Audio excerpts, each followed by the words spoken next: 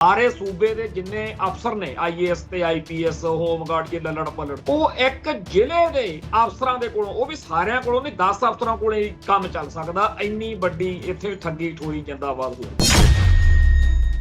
ਜੇਕਰ ਦਿੱਲੀ ਵਾਲਿਆਂ ਦਾ ਨਵਨੀਤ ਚਤੁਰਵੇਦੀ ਪੰਜਾਬ ਦੀ ਰੋਪੜ ਪੁਲਿਸ ਫੜੂਗੀ ਤਾਂ ਦਿੱਲੀ ਵਾਲੇ ਆਪਦੀ ਏਜੰਸੀ CBI ਨੂੰ ਭੇਜਣਗੇ ਤੇ ਉਹ ਰੋਪੜ ਦੇ DIG ਨੂੰ ਫੜ ਲੂਗੀ। ਤਾਂ ਬਰਾਬਰ ਜੇਕਰ ਇੱਕ ਦਲਿਤ ADGP ਖੁਦਕੁਸ਼ੀ ਕਰ ਜਾਵੇ ਤੇ ਕੁਝ ਅਫਸਰਾਂ ਤੇ ਮੁਕੱਦਮਾ ਦਰਜ ਕਰਨਾ ਪੈ ਜੇ, ਫਿਰ ਹਿਸਾਬ ਬਰਾਬਰ ਕਿਵੇਂ? ਫਿਰ ਉੱਚ ਜਾਤੀ ਦਾ ਇੱਕ ਬੰਦਾ ਮਰੂਗਾ, ਖੁਦਕੁਸ਼ੀ ਕਰੂਗਾ ਤੇ ਉਹ ਵੀ ਕੁਝ ਬੰਦਿਆਂ ਦੇ ਉੱਤੇ ਮੁਕੱਦਮੇ ਜਿਹੜੇ ਆ ਉਹ ਦਰਜ ਕਰਾ। ਸੋ ਸਾਰੇ ਭਾਰਤ ਦੇ ਵਿੱਚ ਅੱਜ ਵੀ ਮਨੂ ਸਿਮਰਤੀ ਲਾਗੂ ਆ। ਅੱਜ ਵੀ ਸਾਰੇ ਭਾਰਤ ਵਿੱਚ ਹਿੰਦੀ, ਹਿੰਦੂ, ਹਿੰਦੁਸਤਾਨ, ਸਨਾਤਨਵਾਦ ਨੌ ਬੜੇ ਨਵੇਂ ਲੈ ਕੇ ਆਂਦੇ ਹੈਗੇ ਆ, ਪਰ ਸੱਚਾਈ ਇਹ ਆ ਕਿ ਅੱਜ ਵੀ ਬ੍ਰਾਹਮਣ ਦੀ ਸਰਦਾਰੀ ਆ ਤੇ ਬ੍ਰਾਹਮਣ ਦੀ ਇਸ ਸਰਦਾਰੀ ਨੂੰ ਕਾਨੂੰਨ ਕਨਾਂਜੇ ਜਿਹੜੇ ਨੇ ਜਾਂ ਡਾਕਟਰ ਅੰਬੇਦਕਰ ਦਾ ਸੰਵਿਧਾਨ ਆ ਉਹ ਤੋੜ ਨਹੀਂ ਸਕੇ। ਛੱਡੋ ਵੀ ਡਾਕਟਰ ਅੰਬੇਦਕਰ ਨੇ ਕੀ ਕਿਹਾ ਤੇ ਮਾਸਟਰ ਤਾਰਾ ਸਿੰਘ ਨੇ ਕੀ ਕਿਹਾ, ਅੱਜ ਤੁਹਾਨੂੰ ਕਿਹਨੇ ਡਾਂਗ ਰੱਖੀ ਹੋਈ ਆ ਵੀ ਤੁਹਾਨੂੰ ਸਿੱਖ ਨਹੀਂ ਸੱਜਣ ਦੇਣਾ? ਭਾਈ ਜਿਨ੍ਹਾਂ ਬਰਾਦਰੀਆਂ ਨੂੰ ਤੁਸੀਂ ਗਾਲਾਂ ਕੱਢਦੇ ਹੋ ਨਾਂ ਲੈ ਕੇ ਕਿ ਜੀ ਇਹਨਾਂ ਨੇ ਸਿੱਖੀ ਸਾਂਭਦੀ, ਉਹਨਾਂ ਨੇ ਸਾਂਭੀ, ਤਾਂ ਫਿਰ ਤੁਸੀਂ ਕਾਹਤੋਂ ਤਿਆਗੀ ਫਿਰਦੇ? ਕਿਸੇ ਚੀਫ ਜਸਟਿਸ ਆਫ ਇੰਡੀਆ ਦੇ ਛੱਤਰ ਫਿਰ ਰਹੇ ਨੇ, ਕਿਸੇ ADGP ਨੂੰ ਖੁਦਕੁਸ਼ੀ ਕਰਨੀ ਪੈ ਰਹੀ ਆ, ਜੇ ਉਹਦੇ ਘਰ ਵਾਲੀ ਜਾਂ ਉਹਦੇ ਰਿਸ਼ਤੇਦਾਰੀ ਚੋਂ MLA IAS ਅਫਸਰ ਪੈਰਵਾਈ ਕਰਨ ਤੁਰਦੇ ਅਗਲੇ ਉਹਨਾਂ ਤੇ ਕੇਸ ਦਰਜ ਕਰਵਾਈ ਜਾਂਦੇ ਆ। ਤੇ ਇਹ ਜਿਹੜਾ ਹਿਸਾਬ ਕਿਤਾਬ ਚੱਲ ਰਿਹਾ ਇਹਦੇ ਵਿੱਚੋਂ ਕੱਲੀ ਸਿੱਖੀ ਬਚਾ ਸਕਦੀ ਆ। ਪਤਾ ਨਹੀਂ ਸਾਡੀਆਂ ਸ਼੍ਰੋਮਣੀ ਕਮੇਟੀ ਵਰਗੀਆਂ ਸੰਸਥਾਵਾਂ ਨੂੰ ਕੀ ਘੇਸੂ ਫਿਰਿਆ ਹੋਇਆ। TV 84 ਉੱਤੇ ਪ੍ਰੋਗਰਾਮ ਖਬਰ ਦੀ ਖਬਰ ਦੇਖ ਰਹੇ ਸਾਰੇ ਦਰਸ਼ਕਾਂ ਨੂੰ ਮੈਂ ਸਰਬਜੀਤ ਸਿੰਘ ਘਮਾਣ ਫਤਿਹ ਅਰਜ ਕਰਦਾ ਜੀ। ਵਾਹਿਗੁਰੂ ਜੀ ਕਾ ਖਾਲਸਾ, ਵਾਹਿਗੁਰੂ ਜੀ ਕੀ ਫਤਿਹ। ਆਪਾਂ ਕੱਲ ਚਰਚਾ ਕਰ ਰਹੇ ਸੀਗੇ ਵੀ ਨਵਨੀਤ ਚਤੁਰਵੇਦੀ ਜਿਹੜਾ ਦਿੱਲੀ ਦਰਬਾਰ ਦਾ, ਭਾਜਪਾ ਦਾ, ਭਾਰਤੀ ਡੀਪ ਸਟੇਟ ਦਾ ਮੋਹਰਾ ਬਣਾ ਕੇ ਪੰਜਾਬ ਭੇਜਿਆ ਗਿਆ ਤਾਂ ਕਿ ਪੰਜਾਬ ਸਰਕਾਰ ਦੀ, ਪੰਜਾਬ ਦੀ ਸੱਤਾ ਦੀ, ਪੰਜਾਬ ਪੁਲਿਸ ਦੀ ਹੇਠੀ ਕੀਤੀ ਜਾਵੇ ਕਿ ਤੁਹਾਡੀ ਚੱਲਦੀ ਚੁਲਦੀ ਹੈ ਨਹੀਂ, ਜਿਵੇਂ ਦਿੱਲੀ ਵਾਲੇ ਚਾਹਣਗੇ ਉਵੇਂ ਹੋਊਗਾ। ਤੁਸੀਂ ਪੰਜਾਬ ਵਾਲੇ ਚਾਹੇ ਜਿਹਨੂੰ ਮਰਜ਼ੀ ਸੱਤਾ ਦੇ ਦਿਓ, ਜਿਹੜਾ ਮਰਜ਼ੀ ਸੱਤਾਧਾਰੀ ਹੋਵੇ, ਇੱਥੇ ਕਿਸੇ ਦੀ ਕੋਈ ਪਰਵਾਹ ਨਹੀਂ। ਇਹ ਗੱਲ ਦਿਖਾਉਣ ਦੇ ਲਈ ਨਵਨੀਤ ਚਤੁਰਵੇਦੀ ਨਾਂ ਦੇ ਬੰਦੇ ਨੇ ਜੋ ਖੇਡ ਖੇਡੀ, ਉਦੋਂ ਬਾਅਦ ਚ ਪੰਜਾਬ ਪੁਲਿਸ ਦੀ ਕੱਲ ਸਾਰਾ ਦਿਨ ਹੇਠੀ ਹੁੰਦੀ ਰਹੀ। ਆਖਰ ਰੋਪੜ ਦੀ ਅਦਾਲਤ ਨੇ ਸ਼ਾਮ ਤੱਕ ਹੁਕਮ ਸੁਣਾਤਾ ਕਿ ਚੰਡੀਗੜ੍ਹ ਵਾਲਿਓ ਤੁਸੀਂ ਗਲਤ ਹੋ। ਜਿਹੜਾ ਵਰਿੰਦਰ ਪਟਿਆਲ ਆ ਉਹ ਵੀ, ਤੇ ਜਿਹੜੀ ਮੈਡਮ ਆ ਉੱਥੇ ਦੀ ਅਫਸਰ ਜਿਹਨੇ ਆ ਕੇ ਕਿਹਾ ਸੀਗਾ ਵੀ ਇਹਨੂੰ ਅਸੀਂ ਨਹੀਂ ਹਵਾਲੇ ਕਰਨਾ, ਉਹਨਾਂ ਖਿਲਾਫ ਚਲੋ ਕਾਨੂੰਨੀ ਆਰਡਰ ਜੇ ਜਾਰੀ ਕਰਕੇ ਕਹਿਤਾ ਵੀ ਨਵੀਨ ਚਤੁਰਵੇਦੀਆਂ ਦੇ ਹਵਾਲੇ ਕਰੋ। ਸੋ ਕੱਲ ਰਾਤ ਨੂੰ ਨਵੀਨ ਚਤੁਰਵੇਦੀ ਨੂੰ ਲੈ ਕੇ ਪੰਜਾਬ ਦੇ ਪੁਲਿਸੀਏ, ਰੋਪੜ ਜ਼ਿਲ੍ਹੇ ਦੀ ਪੁਲਿਸ ਬੜੇ ਢੋਲ ਢਮੱਕਿਆਂ ਨਾਲ ਚੰਡੀਗੜ੍ਹ ਦੇ ਉਸ ਥਾਣੇ ਚੋਂ ਨਿਕਲੇ। 3 ਨੰਬਰ 3 ਸੈਕਟਰ ਦਾ ਕੋਈ ਥਾਣਾ ਕਹਿੰਦੇ ਆ। ਜਦੋਂ ਉੱਥੋਂ ਉਹ ਬਾਹਰ ਆਏ ਤੇ ਪੰਜਾਬ ਸਰਕਾਰ ਨਾਲ ਸੰਬੰਧਿਤ, ਆਮ ਆਦਮੀ ਪਾਰਟੀ ਨਾਲ ਸੰਬੰਧਿਤ ਬਹੁਤ ਸਾਰੇ ਜਿਹੜੇ ਸੋਸ਼ਲ ਮੀਡੀਆ ਦੇ ਉੱਤੇ ਉਹਨਾਂ ਦੇ ਅਕਾਊਂਟਸ ਨੇ, ਉੱਥੋਂ ਫਿਰ ਢੋਲ ਢਮੱਕੇ ਖੜਕਾਏ ਗਏ ਵੀ ਦੇਖਿਆ ਸਾਡੀ ਚੜ੍ਹਾਈ ਚੱਕ ਤੇ ਫੱਟੇ ਅਸੀਂ, ਤੇ ਦਿੱਲੀ ਵਾਲਿਆਂ ਦੇ ਇਸ ਬੰਦੇ ਨੂੰ ਅਸੀਂ ਕਾਬੂ ਕਰ ਲਿਆ। ਪਰ ਅੱਜ ਜਿਵੇਂ ਕਹਿੰਦੇ ਆ ਵੀ ਬਣੀ ਬਣਾਈ ਖੀਰ ਉੱਤੇ ਫੇਰ ਸਵਾਹ ਪੈ ਗਈ। ਅੱਜ ਦੁਪਹਿਰਿਓਂ ਪੰਜਾਬ ਪੁਲਿਸ ਦੇ ਰੋਪੜ ਦੇ ਵਿੱਚ ਲੱਗੇ ਹੋਏ ਇੱਕ DIG ਭੁੱਲਰ ਸਾਹਿਬ, ਹਰਚਰਨ ਸਿੰਘ ਭੁੱਲਰ, ਉਹਨਾਂ ਨੂੰ ਰਿਸ਼ਵਤ ਲੈਂਦਿਆਂ ਗ੍ਰਿਫਤਾਰ ਕੀਤਾ ਗਿਆ। ਇਸ ਮੌਕੇ ਜਦੋਂ ਅੰਮ੍ਰਿਤਸਰ ਤੋਂ ਮੈਂ ਤੁਹਾਡੇ ਨਾਲ ਇਹ ਗੱਲ ਕਰ ਰਿਹਾ, ਉਹਦੇ ਘਰ ਵਿੱਚ CBI ਵਾਲੇ ਦਿੱਲੀ ਤੋਂ ਰੇਡ ਕਰਨ, ਛਾਪੇਮਾਰੀ ਕਰਨ ਤੇ ਉਹਦੇ ਘਰ ਦਾ ਕੋਨਾ ਛਾਣਨ ਵਿੱਚ ਮਸ਼ਰੂਫ ਨੇ। ਕਰੋੜਾਂ ਰੁਪਏ ਕਹਿੰਦੇ ਫੜੇ ਗਏ ਆ। ਸੋਨਾ ਚਾਂਦੀ ਆ ਮੇਰੇ ਕੋਲੇ, ਮੇਰੀ ਸਕਰੀਨ ਦੇ ਉੱਤੇ ਬੈਗ ਦਿਖ ਰਹੇ ਆ ਨੋਟਾਂ ਦੇ ਭਰੇ ਭਰਾਏ, ਜਿੱਪਾਂ ਖੋਲੀਆਂ ਹੋਈਆਂ ਨੇ ਤੇ ਵੱਡੇ ਅੰਬਾਰ ਲੱਗੇ ਪਏ ਆ, ਜਾਣੀ ਕਿ ਮਸ਼ੀਨ ਲੈ ਕੇ ਗਿਣਨੇ ਪੈਣਗੇ ਵੀ ਕਿੰਨੇ ਕਰੋੜਾਂ ਰੁਪਏ ਇਸ DIG ਨੇ ਕੱਲੇ ਨੇ ਇਕੱਠੇ ਕੀਤੇ ਆ। ਔਰ ਇਹੋ ਜਿਹੇ DIG, ਇਹੋ ਜਿਹੇ DSP, ਇਹੋ ਜਿਹੇ SHO, ਇਹੋ ਜਿਹੇ ਛੋਟੇ ਵੱਡੇ ਮਤਲਬ ਹਜ਼ਾਰਾਂ ਪੁਲਿਸ ਅਫਸਰ ਨੇ, ਹਜ਼ਾਰਾਂ ਹੀ ਨਹੀਂ ਲੱਖਾਂ ਨੇ, ਹਜ਼ਾਰਾਂ ਹੀ ਇਹੋ ਜਿਹੇ ਵਾਈਟ ਕਾਲਰ ਜਿਹੜੀ ਜੌਬ ਵਾਲੇ, ਜਾਣੀ ਕਿ IAS, DC, SDM। ਸੋ IAS IPS ਲੌਬੀ ਪੰਜਾਬ ਦੇ ਵਿੱਚ ਜਿਸ ਤਰੀਕੇ ਨਾਲ ਲੋਕਾਂ ਨੂੰ ਲੁੱਟਣ ਲੱਗੀ ਹੋਈ ਹੈ, ਦੂਜੇ ਪਾਸੇ ਸਰਕਾਰ ਕਹਿੰਦੀ ਆ ਸਾਡੇ ਕੋਲੇ ਦੁੱਕੀ ਨਹੀਂ।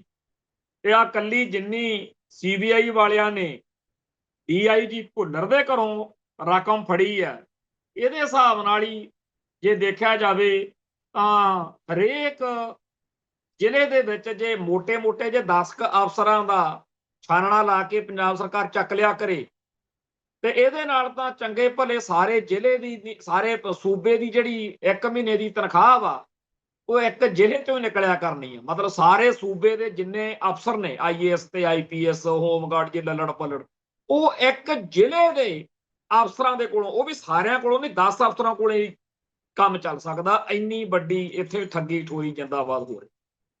ਹੁਣ ਦੇਖੋ ਗੇਮ, ਜੇਕਰ ਦਿੱਲੀ ਵਾਲਿਆਂ ਦਾ ਨਵਨੀਤ ਚਤੁਰਵੇਦੀ ਪੰਜਾਬ ਦੀ ਰੋਪੜ ਪੁਲਿਸ ਫੜੂਗੀ, ਤਾਂ ਦਿੱਲੀ ਵਾਲੇ ਆਪਦੀ ਏਜੰਸੀ CBI ਨੂੰ ਭੇਜਣਗੇ ਤੇ ਉਹ ਰੋਪੜ ਦੇ DIG ਨੂੰ ਫੜ ਲੂਗੀ, ਸਾਬ ਬਰਾਬਰ। ਤੇ ਜੇਕਰ ADGP ਜਿਹੜਾ ਵਾਈ ਪੂਰਨ ਕੁਮਾਰ ਨਾਂ ਦਾ ਦਲਿਤ ਪਿਛਲੇ ਦਿਨਾਂ ਦੇ ਵਿੱਚ ਖੁਦਕੁਸ਼ੀ ਕਰ ਗਿਆ ਸੀ, ਉਸ ਮਾਮਲੇ ਵਿੱਚ ਉਹਦੀ ਡੈੱਡ ਬੋਡੀ ਕਈ ਦਿਨ ਰੱਖੀ ਤੇ ਕੱਲ ਉਹਦਾ ਸੰਸਕਾਰ ਕੀਤਾ ਗਿਆ। ਜਦੋਂ ਕੱਲ ਉਹਦਾ ਸੰਸਕਾਰ ਕੀਤਾ ਗਿਆ ਤਾਂ ਇਹ ਸ਼ਰਤ ਜਿਹੜੀ ਸੀਗੀ ਪੂਰੀ ਕਰਨ ਤੋਂ ਬਾਅਦ ਕਿ ਫਲਾਣੇ ਫਲਾਣੇ ਅਫਸਰਾਂ ਦੇ ਉੱਤੇ ਜਿਨ੍ਹਾਂ ਦਾ ਨਾਂ ਉਸ ਵਾਈ ਪੂਰਨ ਕੁਮਾਰ ਨੇ ਲਿਖਿਆ ਕਿ ਉਹਨਾਂ ਨੇ ਮੈਨੂੰ ਤੰਗ ਪਰੇਸ਼ਾਨ ਕੀਤਾ, ਮੇਰੀ ਨੌਕਰੀ ਦੇ ਨਾਲ ਮੈਨੂੰ ਜਲੀਲ ਕੀਤਾ, ਤੇ ਉਹਨਾਂ ਨੂੰ ਜਿਹੜੀ ਆ ਕਾਨੂੰਨੀ ਤੌਰ ਤੇ ਸਜ਼ਾ ਹੋਣੀ ਚਾਹੀਦੀ ਹੈ। ਜਦੋਂ ਉਹਨਾਂ ਸਨਾਤਨੀਆਂ ਜਾਂ ਉੱਚ ਜਾਤੀ, ਜਿਹਨੂੰ ਬ੍ਰਾਹਮਣਵਾਦੀ ਮਨੁਸਿਮਰਤੀ ਵੱਡੇ ਮੰਨਦੀ ਆ ਵੀ ਮਹਾਨ ਲੋਕ ਨੇ, ਉਹ ਖਾਸ ਤਰੀਕੇ ਨਾਲ ਜੰਮੇ ਹੋਣੇ ਆ। ਵੈਸੇ ਸਾਡੀ ਗੁਰਬਾਣੀ ਨੇ ਤਾਂ ਸਿੱਧਾ ਹੀ ਠੋਕੂ ਲਾਇਆ ਹੋਇਆ ਵੀ ਜੇ ਤੂੰ ਬਾਹਮਣ ਬਾਹਮਣੀ ਜਾਇਆ ਤਾਂ ਆਉਣ ਵਾਟ ਕਾਹੇ ਨਹੀਂ ਆਇਆ। ਵੀ ਜਿੱਧਰ ਦੀ ਬਾਕੀ ਦੁਨੀਆ ਜੰਮਦੀ ਆ ਉਧਰ ਦੀ ਅਸੀਂ ਤੂੰ ਨਿਕਲ ਆਇਆ, ਫਿਰ ਤਾਂ ਤੈਨੂੰ ਤਾਂ ਕਿਸੇ ਖਾਸ ਤਰੀਕੇ ਨਾਲ ਜੰਮਣਾ ਚਾਹੀਦਾ ਸੀ। ਤੋ ਜਿਹੜਾ ਸਨਾਤਨੀਏ, ਉੱਚ ਜਾਤੀਏ, ਬ੍ਰਾਹਮਣਵਾਦੀ, ਉਹ 15-16 ਅਫਸਰ ਜਦੋਂ ਫਸਦੇ ਦਿਖੇ ਤਾਂ ਉਹਦੇ ਵਿੱਚ ਇੱਕ ਹੋਰ ਪੁਲਿਸ ਮੁਲਾਜ਼ਮ ਨੇ ਜਿਹੜਾ ਇਸ ਮਾਮਲੇ ਵਿੱਚ ADGP ਵਾਲੇ ਬਿਆਨਾਂ ਕਰਕੇ ਫਸਿਆ ਸੀ, ਉਹਨੇ ਖੁਦਕੁਸ਼ੀ ਕਰ ਲਈ। ਤੇ ਖੁਦਕੁਸ਼ੀ ਤੋਂ ਬਾਅਦ ਉਹਨਾਂ ਨੇ ਵੀ ਇਹ ਮੰਗ ਰੱਖੀ ਆਪਦੇ ਉਹਦੇ ਵਿੱਚ ਜਿਹੜਾ ਖੁਦਕੁਸ਼ੀ ਨੋਟ ਸੀ ਕਿ ਫਲਾਣੇ ਫਲਾਣੇ ਬੰਦੇ ਜਿਹੜੇ ਨੇ ਜੀ ਉਹ ਦੋਸ਼ੀ ਨੇ। ਨਤੀਜਾ ਕੀ ਨਿਕਲਿਆ ਵੀ ਇੱਧਰ ਤਾਂ 7-8 ਦਿਨ ਲੱਗੇ ਸੀ ਦਲਿਤ ਭਾਈਚਾਰੇ ਨੂੰ ਜਾਂ ਹੋਰ ਲੋਕਾਂ ਨੂੰ, ਇਨਸਾਫ ਪਸੰਦ ਲੋਕਾਂ ਨੂੰ, ਕਿ ਉਹਨਾਂ ਤੇ ਖਿਲਾਫ ਕਾਰਵਾਈ ਕਰੂ। ਉਧਰ ਤਾਂ ਨਾਲ ਦੀ ਨਾਲ ਹੀ ਕੰਮ ਹੋ ਗਿਆ ਕਿ ਕੋਈ ਚੱਕਰ ਨਹੀਂ ਜੀ, ਜਿਨ੍ਹਾਂ ਦੇ ਨਾਂ ਲਿਖੇ ਨੇ ਉਹਨਾਂ ਤੇ ਆਪਾਂ ਮੁਕੱਦਮਾ ਦਰਜ ਕਰ ਦਿੰਨੇ ਆ। ਹੁਣ ਜਿਨ੍ਹਾਂ ਤੇ ਮੁਕੱਦਮਾ ਦਰਜ ਹੋਇਆ ਬਦਲੇ 'ਚ, ਯਾਨੀ ਕਿ ਜੇਕਰ ਇੱਕ ਦਲਿਤ ADGP ਖੁਦਕੁਸ਼ੀ ਕਰ ਜਾਵੇ ਤੇ ਕੁਝ ਅਫਸਰਾਂ ਤੇ ਮੁਕੱਦਮਾ ਦਰਜ ਕਰਨਾ ਪੈ ਜੇ, ਫਿਰ ਹਿਸਾਬ ਬਰਾਬਰ। ਹਿਸਾਬ ਬਰਾਬਰ ਕਿਵੇਂ? ਫਿਰ ਉੱਚ ਜਾਤੀ ਦਾ ਇੱਕ ਬੰਦਾ ਮਰੂਗਾ, ਖੁਦਕੁਸ਼ੀ ਕਰੂਗਾ, ਤੇ ਉਹ ਵੀ ਕੁਝ ਬੰਦਿਆਂ ਦੇ ਉੱਤੇ ਮੁਕੱਦਮੇ ਜਿਹੜੇ ਆ ਉਹ ਦਰਜ ਕਰਾ ਜੂ। ਹੁਣ ਜਿਨ੍ਹਾਂ ਤੇ ਮੁਕੱਦਮਾ ਦਰਜ ਹੋਇਆ ਉਹ ਕੌਣ ਆ? ਉਹ ਹੈਗਾ ਹਰਿਆਣਾ ਪੁਲਿਸ ਦਾ ਜਿਹੜਾ IAS ਅਮਨੀਤ ਹੈ, ਉਹਦੇ ਭਰਾ ਤੇ ਵਿਧਾਇਕ ਅਮਿਤ ਰਤਨ ਖਿਲਾਫ ਮਾਮਲਾ ਦਰਜ। ਜਿਹੜਾ ਅਮਿਤ ਰਤਨ ਆ ਇਹ ਪੰਜਾਬ ਦੇ ਵਿੱਚ ਆਮ ਆਦਮੀ ਪਾਰਟੀ ਦਾ ਆਗੂ ਆ, MLA। ਇਹ ਉਸ ਵਾਈ ਪੂਰਨ ਕੁਮਾਰ ਹਰਿਆਣੇ ਵਾਲੇ ADGP ਦਾ ਰਿਸ਼ਤੇਦਾਰ।